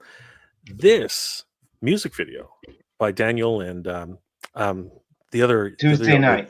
Sorry, Tuesday night. yeah, Tuesday night. Sorry, there she is. Yeah. She's playing Queen Marlena, I believe. I think so. I think she's playing Queen Marlena, I believe. Yeah, Tuesday night. They they're approaching almost 350,000 views already, and it's only been a few months. So this is on track to surpass the Fall of Grayskull, and what an incredible song. But of course, it highlights the idea that we the fans have the power to make this happen. And you know what? I it couldn't have come at a better time for that. What a beautiful rendition, though. I was blown away when I first saw it. Absolutely gobsmacked. Johnny, what were your thoughts? Like, did you even know that that Daniel could sing? Like, I did know that. Yeah, I've been trying to get Daniel to go out to karaoke with me since 2012 when we first met. And like I had known that he had a band Until the Last. Yeah, check him out on Spotify. Until the Last. And like I was like, "Oh yeah, you totally sound like Maynard from Tool." And like that's clearly one of his influences, but he had never done karaoke before. And like finally this year at Toylanta, I just put it in the chat. I got him to sing karaoke, and he sang that song. So like I'm pretty sure he was the first one in the history of everything to have ever, his first karaoke song was him singing over himself for At that least he knew song. the words. Yeah, exactly. I'm like, what the fuck? This is so wild. It was so good. Yeah. And yeah, he's got a great voice. One of the things about Daniel that he always downplays himself, which, as a person, like that's a good quality. But when you're an entertainer, like that's something that you want to do the opposite. You want to tell people, "Oh, I'm better than you actually are." Like that's the secret. But since he's such a good director, such a good singer, such a good actor, all these things that he's good at, like I take responsibility. I'm going to be like, I'll be the one to promote you. Yeah, you can just sit back and be like, "Oh yeah, I just did this thing, whatever." Yeah, and I'll be like, "No, Daniel is so amazing. Look at what he did with this." And so I'm pretty sure that's one of the reasons why I'm on this show right now. one of many. It's not easy. You know what I mean? Like, Being yeah. cheesy. Again, we've hit 54,651. Wow, guys, thank you so much. We're getting close. Oh, It's probably just a readjustment. So some people might want to pledge like that. That happens all the time. But still, 54,591. Yeah. But thank you guys, no matter what. Like, again, you guys have just made this night incredible, and we really do appreciate everything you guys are doing for us. And that's one of the things I wanted to say to the fans that have pledged and are thinking about pledging. This for me, this is therapy. It's a lot cheaper than therapy, but like putting money into something like this that we're going to enjoy for the rest of our lives, it's so important to me. And I think that if you donate to this, I think you're going to find that, yeah, it was a worthwhile investment because it's something that you're going to have for the rest of your life. And this movie is going to be so epic. It's going to be so good. It's going to be exactly what we have always needed. So please, if you're thinking about donating, donate. Oh yeah. Well, and if you can't donate, share. Spread the and word. share. Yeah. That's something that I always try to emphasize when I'm doing my extra life stuff is not everybody can donate. It's rough times. Right. We all know that. And if you just share a link, if you share the Kickstarter link, if you share a link to any of these streams, yeah, it gets. Who knows how many other people will donate because you shared it? Yep. So like, yeah, that doesn't take anything away from you. It's something that you can do with just one click, and that could help us get to where we're trying to Hell get yeah, to man. with our goal. And it'll be something that will impact you for the rest of your life. So do it. Share it. Absolutely. But regardless of that, every little bit counts. And, Yeah, thank you guys for it really everything. does. And of course, Johnny, David are absolutely correct. Sharing is the biggest thing. If you can Yes. share this out on your social medias to anybody, to friends, family, that will just make all the difference. And we are just so humbled by everyone who's been able to make this happen for this evening. Because Dave did mention it, and I think it is only fair. We have been going for quite some time, and unfortunately, there are a lot of things that happen. If we go on for another half an hour, which we'll start to wind down in a little bit, Yeah. I think we'll be happy to pick this up again at around sometime in the morning and see how it's going, and just make that final push. But Yeah. thank you guys for everything you've done tonight. Like Dave, I think we're upwards of $7,000 now in just a very short amount of time. Yeah. It's Look at that. We're so close. Because I was Just looking, I was actually looking at the Instagram. I was looking at your Instagram post, Jay. Hold on, and now of course the stupid feed refreshed. Why is this happening? Hey, it's social media some days. So before we started, let's see. Yeah, before we started, we were at 50,000. Yeah. So almost 4.5. Let's say 4,500 right now. But then Like, if we take where we started, Johnny, from all the way back from like that time, we were at 45,000. Yeah. So if you add 5,000 onto that number, we were at $9,591 raised since we started the live stream last night. That is insane. That is wild. Absolutely bonkers. And again, it's all thanks to you guys. You guys are what made the difference tonight and these last 2 days. And it really has shown what this community can do and what we're capable of. And I want to thank everyone who came to the stream tonight. Lindsay, Johnny, yourself, everybody, John from Simple Tricks and Nonsense. Everybody who was able to give up some of their time. Carlos, Mike, Colt.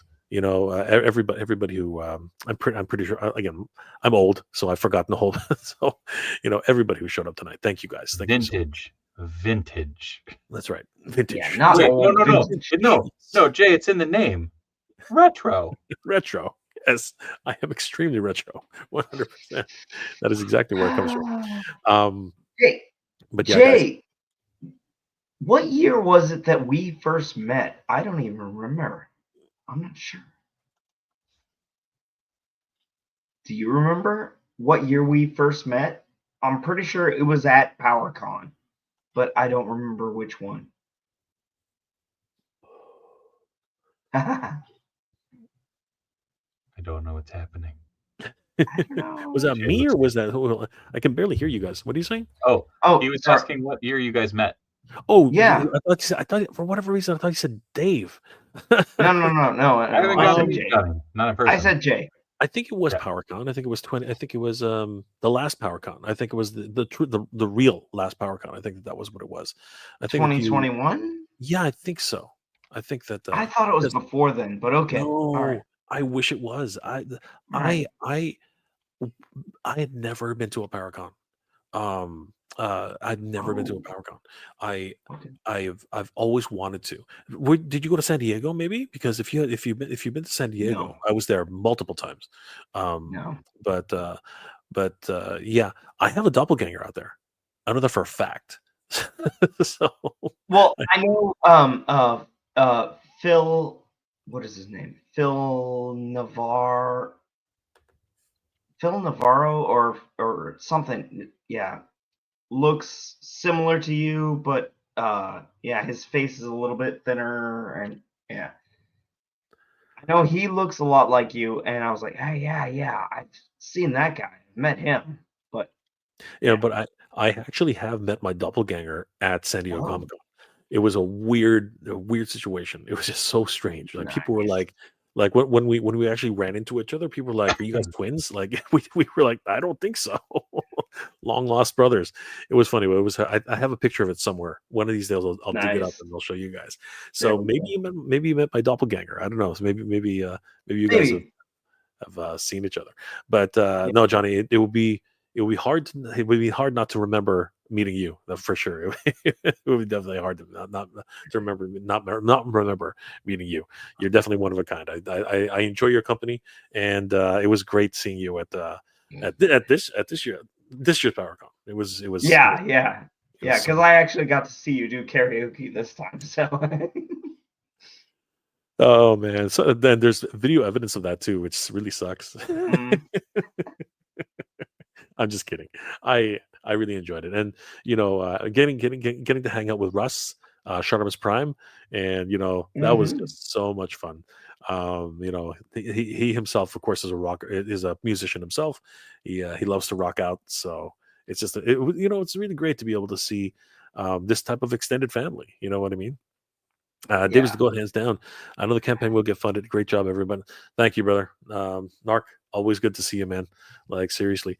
And are you guys doing a second movie? I thought there was a sequel coming Oh, for it's a it movie it about. already premiered, Retro Freaks 2. There you go. So Which, guys, by if the you way, go check it out. I believe it's retrofreaksmovie.com, right, Narc? Oh. is it Anyways, is it on Amazon? Like where is it? I don't believe it's available yet. But I do know that the first movie is available to order. It actually has cover art by this guy. I did the cover art for Retro Freaks 1. So it's a damn fun movie. And again, a fun movie made by fun folks. So yeah. Eric, Also, Mark, get your ass on a stream soon. I Been know, too right? long. Yeah, absolutely. Yeah, how come? When's that gonna happen? I don't know. Narc used to come on Turtle Talk. He came on unboxing a couple times, and then he became a movie star, and rest I is know, history. right? Craig, come on, get on here. Eric, you know what? You are absolutely right. He was there. I met him in person. He was so much fun. And yeah, I got a couple of Filipino brothers who look like me. So that's gonna. Narc, I'm tired. It's very fair. You're not the only one, brother. We're not getting any younger. That's for sure. We're not gonna get any younger. But yeah, once again, guys, this has been incredible. It's an incredible experience, and the reality is, we just need a little bit. If we had another day, this would be Yeah. a completely different story. You know what I Yeah. mean? Like we wouldn't True be story. working this hard, but you know what? This is because we love it so much. This is because you guys love it so much. Damn Cozier. And this is because we. Ooh. Oh. You want to zoom that one out? Which who is that lovely lady? Okay. This is not a lovely lady. Oh, I couldn't tell. This is my Goblin King. Jareth. Oh wow. Yes. Nice. Yeah, I've done the face Labyrinth makeup, Yep. but I have not finished the hair yet. It's still a little frizzy, but yeah, I'm doing a Goblin King. David Bowie. The Goblin. Yes. Absolutely David Bowie from Labyrinth. Yeah, and there's his crotch, which I had to sculpt. But like most of this figure, it's just the Mythic Legion's Arazak figure without the soft goods. Like this is really close to what Jareth was wearing in his first appearance in Labyrinth.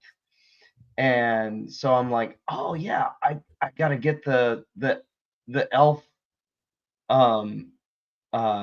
ranger, male elf ranger head. And yeah, I just do the makeup on that and do the hair on that. And this is gonna be my Goblin King for my Mythic Legions. So yeah. Right. Excellent. Right. Excellent. Yeah. That is just amazing.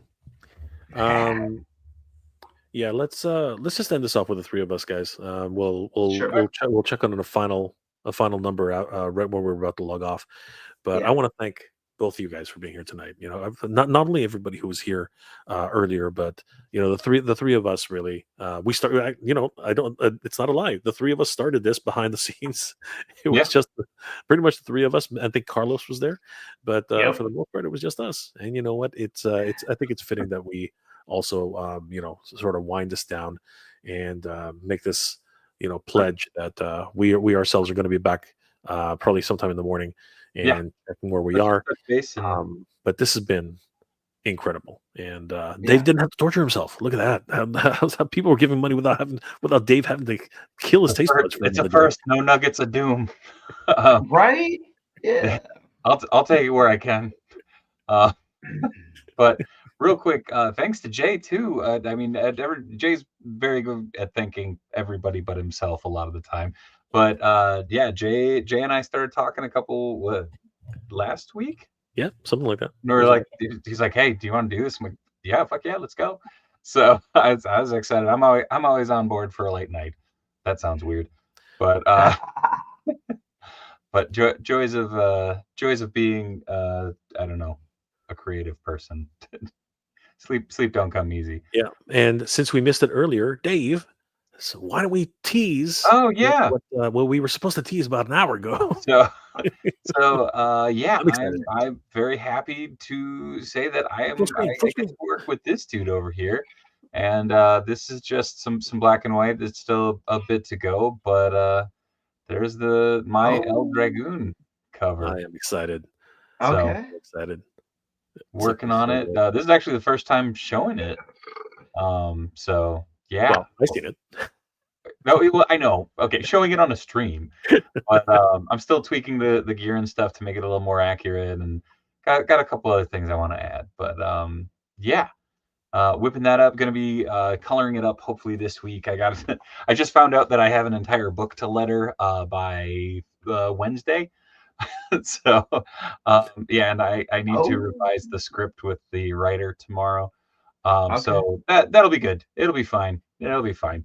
But real quick, I'm gonna end this like I usually do with streams. I'm gonna toss it to you guys. Let people know who you are, what you do, where they can find you, so that we can shill, and make awesome people find awesome people and make awesome stuff happen. That's why we're here. We're just trying to make the world suck a little less, right? So, Johnny, who you are, where people can find you, all that fun stuff. All right. I am not on any social media. So, yeah, you can find me here. Nice. Yeah. But yeah, yeah, I don't do that sort of thing anymore. That's fair. Social media became pretty toxic for me, so I decided I was gonna excise myself from that. That's fair. But yeah, if you find me anywhere, my name is Havoc Staff Customs, and that's based on Skeletor's original weapon, the Havoc Staff. So HAVOCSTAFF Customs. And yeah, that's pretty much it for me. Hell yeah. Jay. Usually I say, forget about me and just, Dave won. Dave. Do it. There he goes. Dave Wonder. That's the guy. This is the guy right here. Of course, my name is Mega J Retro, and I want to just thank you guys. Like, I'm going to take my time to just say thank you. This has been an incredible experience, and you guys have really shown us what fandom can do, what the fans are capable of.